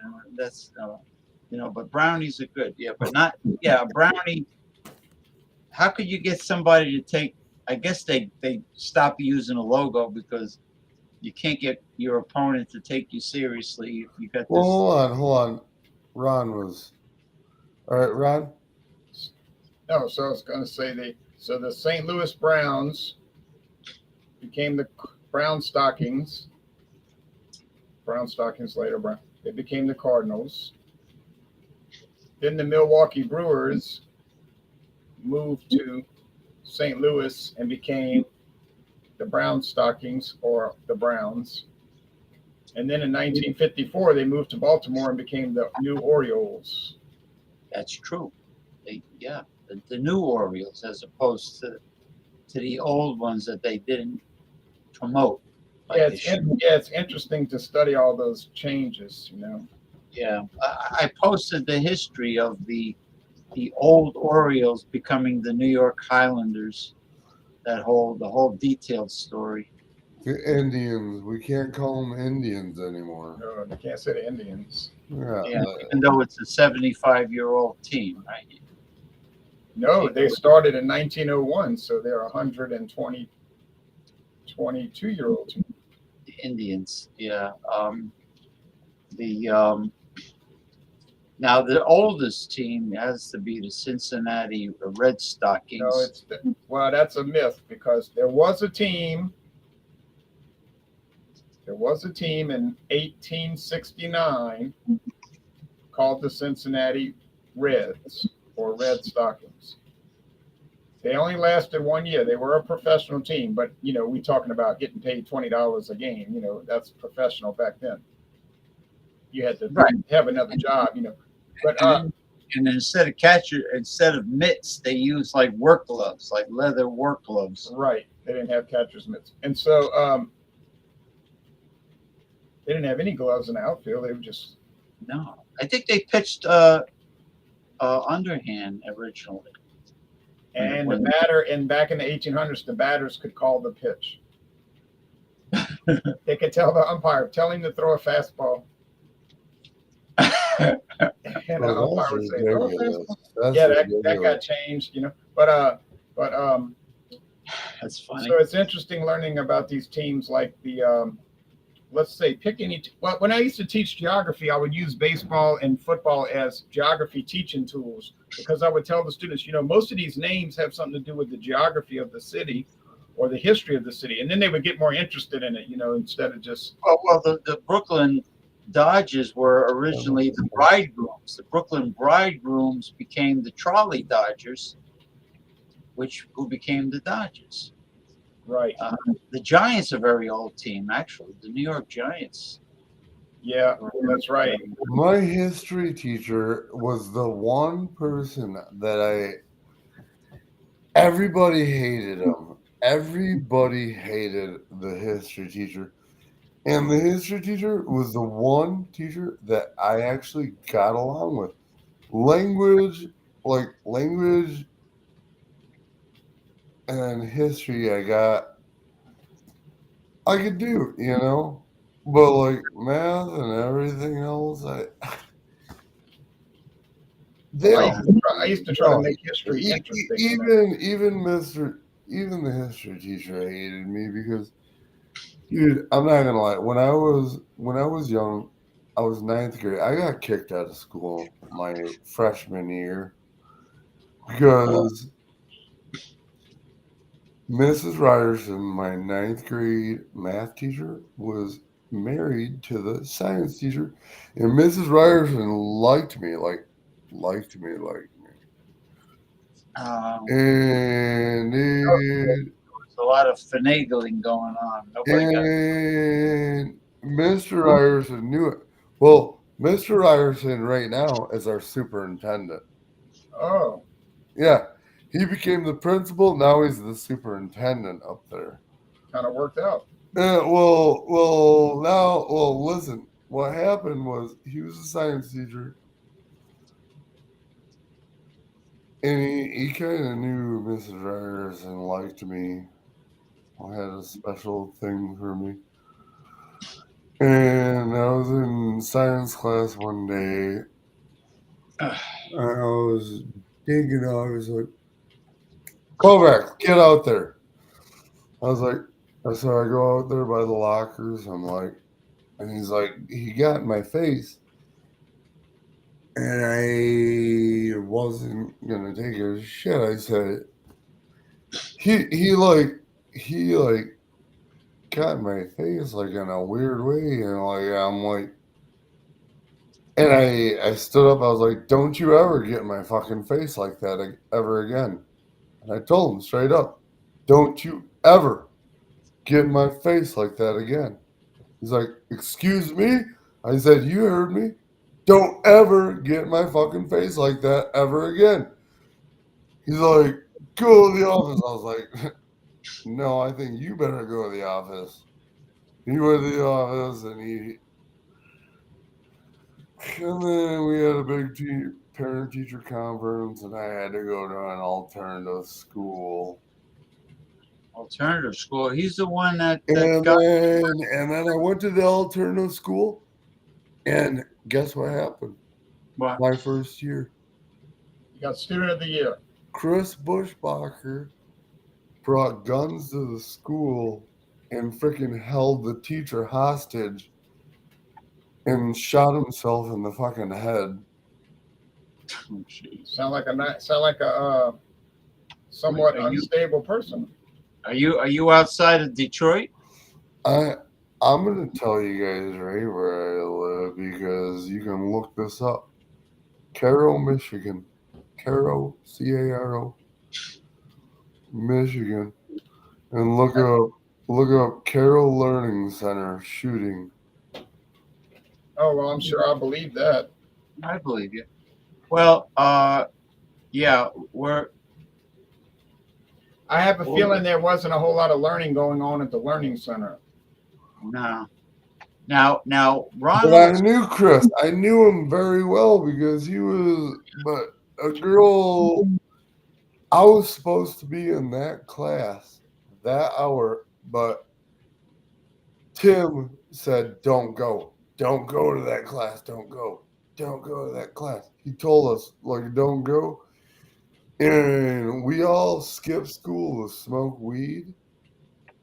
And and my friends dropped me off at my mom's house. My mom was waiting in my driveway. She's like, "Oh my God, Chris, the librarian there." Chris, her name was Chris.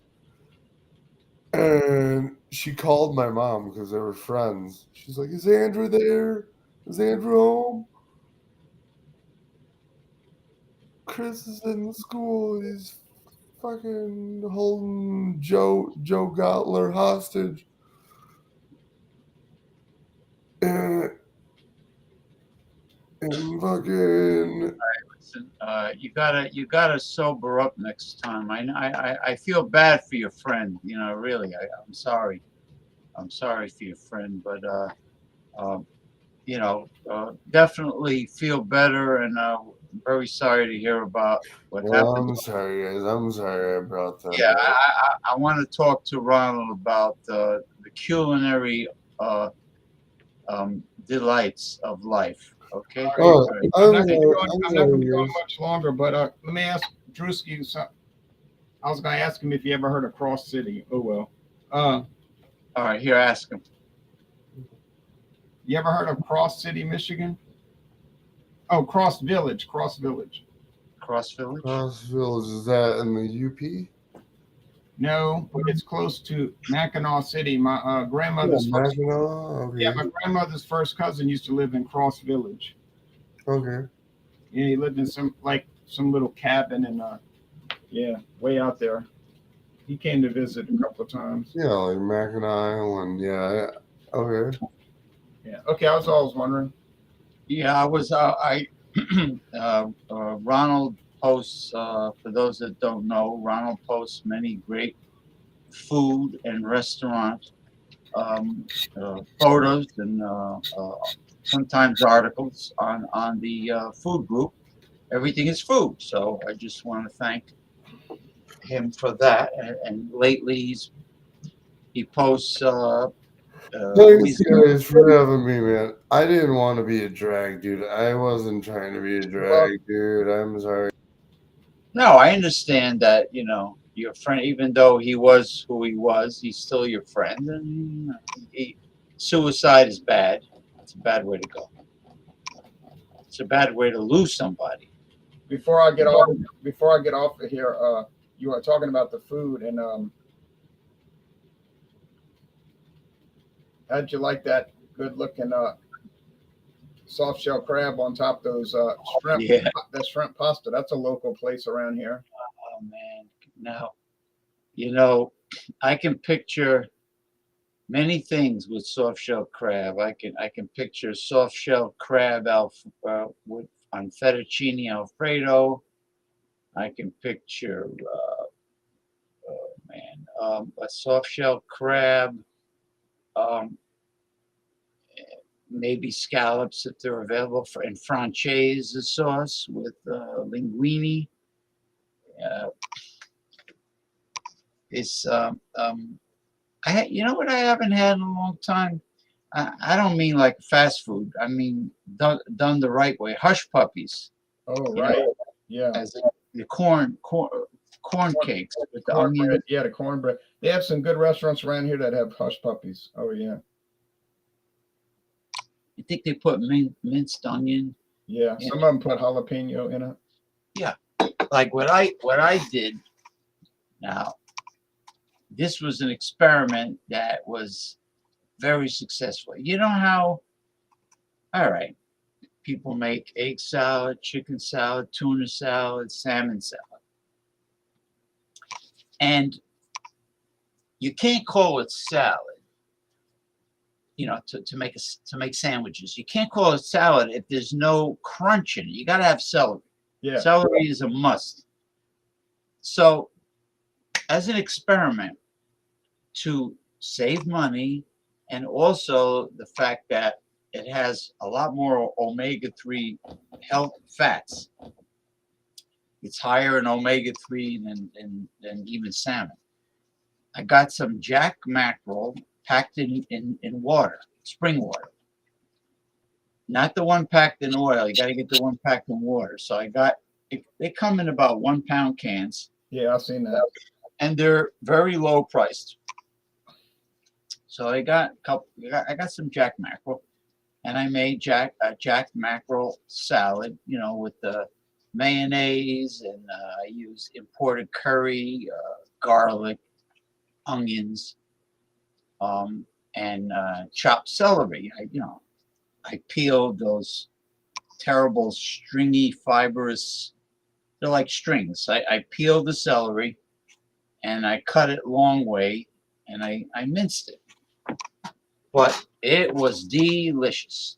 I mean, you would never know that it was jack mackerel. You would have swore it was salmon salad or tuna salad. Sounds good. I might buy some of that jack mackerel one day. It was real, and it's in the same family, species wise, with the tuna. Is it good to put on? You think the jack mackerel might be good to put on crackers? Oh, absolutely. I you know how many sandwiches I made so far? Good thing I got 2 cans. I got another can waiting in the wings. And before I get off, I got one more thing. You want me to show you what a store gave to me? Yeah. Instead of dumping it in a trash can. Okay. I think I showed you last Sunday, right? I don't know. The cheese. The Limburger you didn't show me. Okay. If you're talking about a Limburger. which must be really good on wheat crackers with some nice So it was out of wine. date. It was out of date, and they can't sell it after out of date. So they're just gonna throw it in the trash. And Yeah, well, they do the same thing to with brie and camembert. You know, when they get ripened. Yeah, that's how it comes. Limburger comes in blocks. do I want it? It now. It says out of date as of August 14th. But would you still eat it? Yes, absolutely, And absolutely, they absolutely. gave me this mango habanero gouda.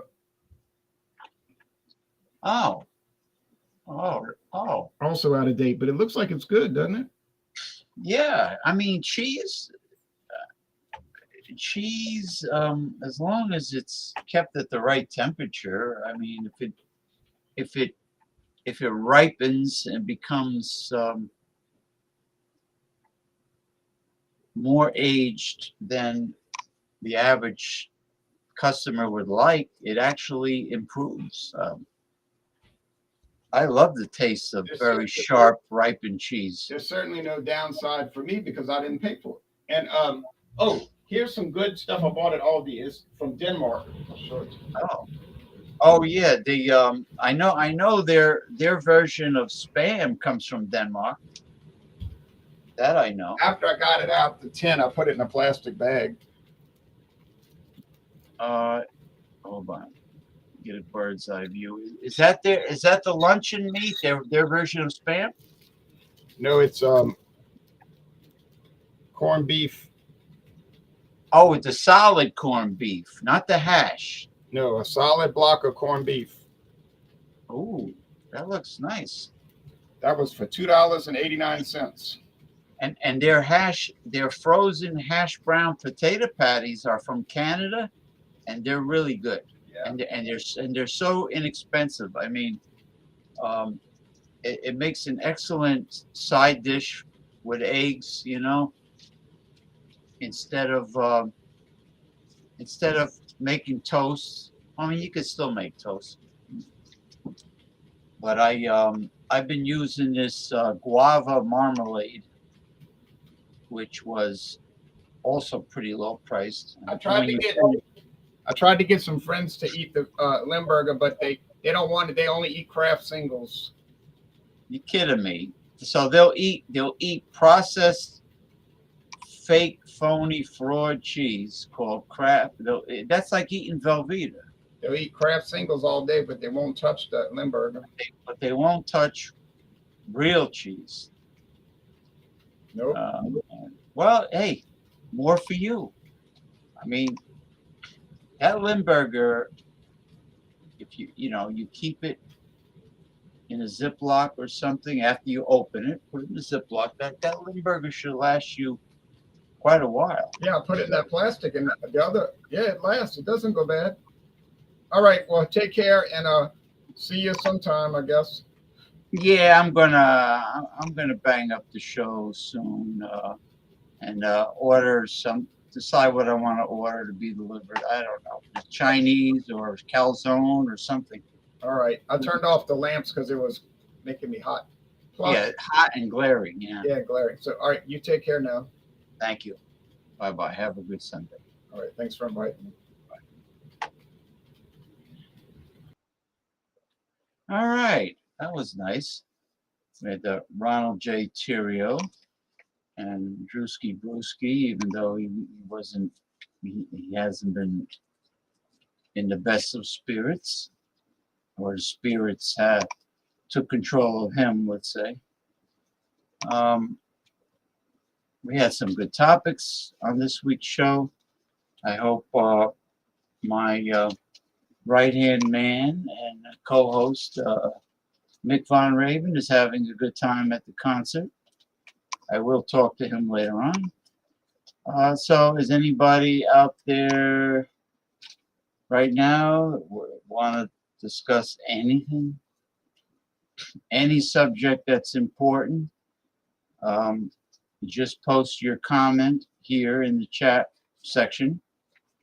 and then I will display it across the screen, across the bottom of the screen. And also, I will, if you want, you can come on the show, just like Mr. Drewski Brewski. Could you hear me? I think you might be muted. No, you're not muted. You're not muted, but I can't hear you. No. What's going on? Huh. I see you. Oh, it's because I was muted. I was muted the whole time. Yeah. No, I mean, I didn't even see the indicator about you being muted. You know. I'm good, dude. We're fucking. I'm in the best of spirits, dude. I don't care if like motherfucker. You know, somebody fucking dies. It hurts my feelings that fucking people do things like that. You know, that's all that is. I'm still in high spirits because I'm alive, man. Here, let's do another shot. Let's do a shot. yeah. I'll do one more shot because I'm gonna close the show and go order some dinner. Get your goddamn kazoo or whatever. Nah, I was I What are started you it. even I talking started about, dude? What are you even talking about? I started at 3 p.m. You know, it's about 5:15 now. You asked if anybody had anything to say, and I got Oh yeah, something go to ahead. say. Go ahead. How you doing? Good.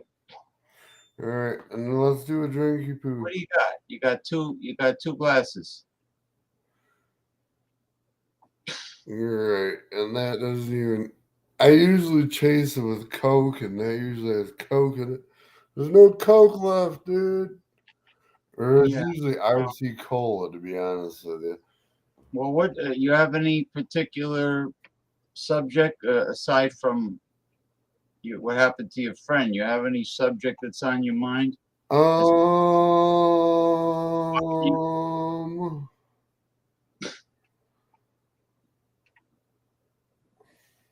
Yeah, because I'm gonna. Teach me how to get pussy, dude. Teach me how to get pussy, dude. Because you look like you're a pussy magnet. I want to get some pussy. You know what makes the whole thing a hell of a lot easier when you do your own thing and you don't give a shit. Once you just cultivate your own life with your hobbies and interests and friends, and you just say whatever you feel you need to say. Don't worry about offending anybody. Don't worry about impressing anybody, and And just then the pussy will come to you. yeah, because people they'll respect you, and they Why will. do you blink like that? Is that a condition? No, it's my allergies. It's my eyes are drying. The allergy season's been bad. But once you don't give a shit, and they'll sense that you're not like desperate or trying to hit on them, like a lot of guys do, and they know that you're not hitting on them, and then it makes you look a lot different than them. I think you're right. I do believe that you're a pussy magnet. Well, that's the best way to go about it is not to care. Not to care. Don't chase anybody, and just continue with your life and keep busy. And when you're around them, if they look at you You're and so confident, fucking dude. What you, dude? chicks love confident people, dude. You know, and you Well, seem very confident. easy. And dude, chicks love you, dude. It's easy to be confident if you don't try hard And a to. lot of times the fucking smaller dudes have the bigger wieners too, dude. Like, dude, I had a friend that was like half my size. And I took one look at his wiener and I was like, I fucking turned my wiener to the side. I was like, don't look at me. Well, it's not even Yeah, so I much was like, that. goddamn, these little motherfuckers got that goddamn big butt. Goddamn, what the fuck, dude? Damn, hell's about no. I don't even want to fucking show my cock. Motherfucker, no. No, the guy went out of his way to show you his schlong. He took it out. What is he? No, I mean, like, just like in the fucking Hey, gym shower and shit, like, dude, a little fucking twerpy ass fucking dorky kid. Like, I don't like look at it. But then I was like, oh, I happened to see his cock, and I'm like, God no, damn, you know man, what the hell is even say I that? don't want to see. I don't want to see a man's. Fucking A, dude. Dude, I'd be hiding Oh my cock. man, help me, Spock, help me. God No, damn, Donkey Kong. Donkey Kong. Motherfucking. Uh, excuse me. Fucking. You don't want to see anybody schlong. Say you're straight. No, I don't want anybody to see my fucking song. Dude, I would change in the bathroom and I'd snort Ritalin. That's what I'd do in the. I'd fucking in the gym. I'd snort Snort middle. Ritalin and I'd change my clothes in the bath in the stall. No, Yeah, I'd I'm snort very Ritalin and fucking holistic. I'm fucking. a health nut. I don't do anything. I don't do anything bad. Put anything bad in my body. I'm always health conscious.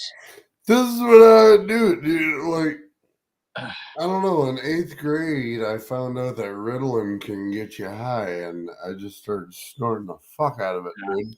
I don't want. I don't want to talk about subjects like that. We don't want to promote anything that's bad for your health or drug abuse or anything, alcoholism. If you want to talk about marijuana, now that's another story. That's a godsend. That's a miracle. Because I used to take Ritalin because I got ADD, and I started snorting the fuck All right, out of listen. that shit. I'm gonna bang up and I'm going to get something to eat. So it was nice having you. Thank you for stopping by, Ronald Love Terrio. you, dude. Love you, I'm gonna bang up, man. So thank you for stopping by. dude. All right. Okay, now thank you everyone, including anybody who's watching on Twitch because I am uh, live streaming from YouTube and Twitch. This is a new thing. I'm not live streaming to Twitter, not for a long while. So it's going to be YouTube and Twitch. So thank you, people on Twitch. You're welcome to comment after I close the show. And until next time, have a good week. Enjoy the rest of the Sunday and have a good upcoming week. Okay? Take care. Bye-bye.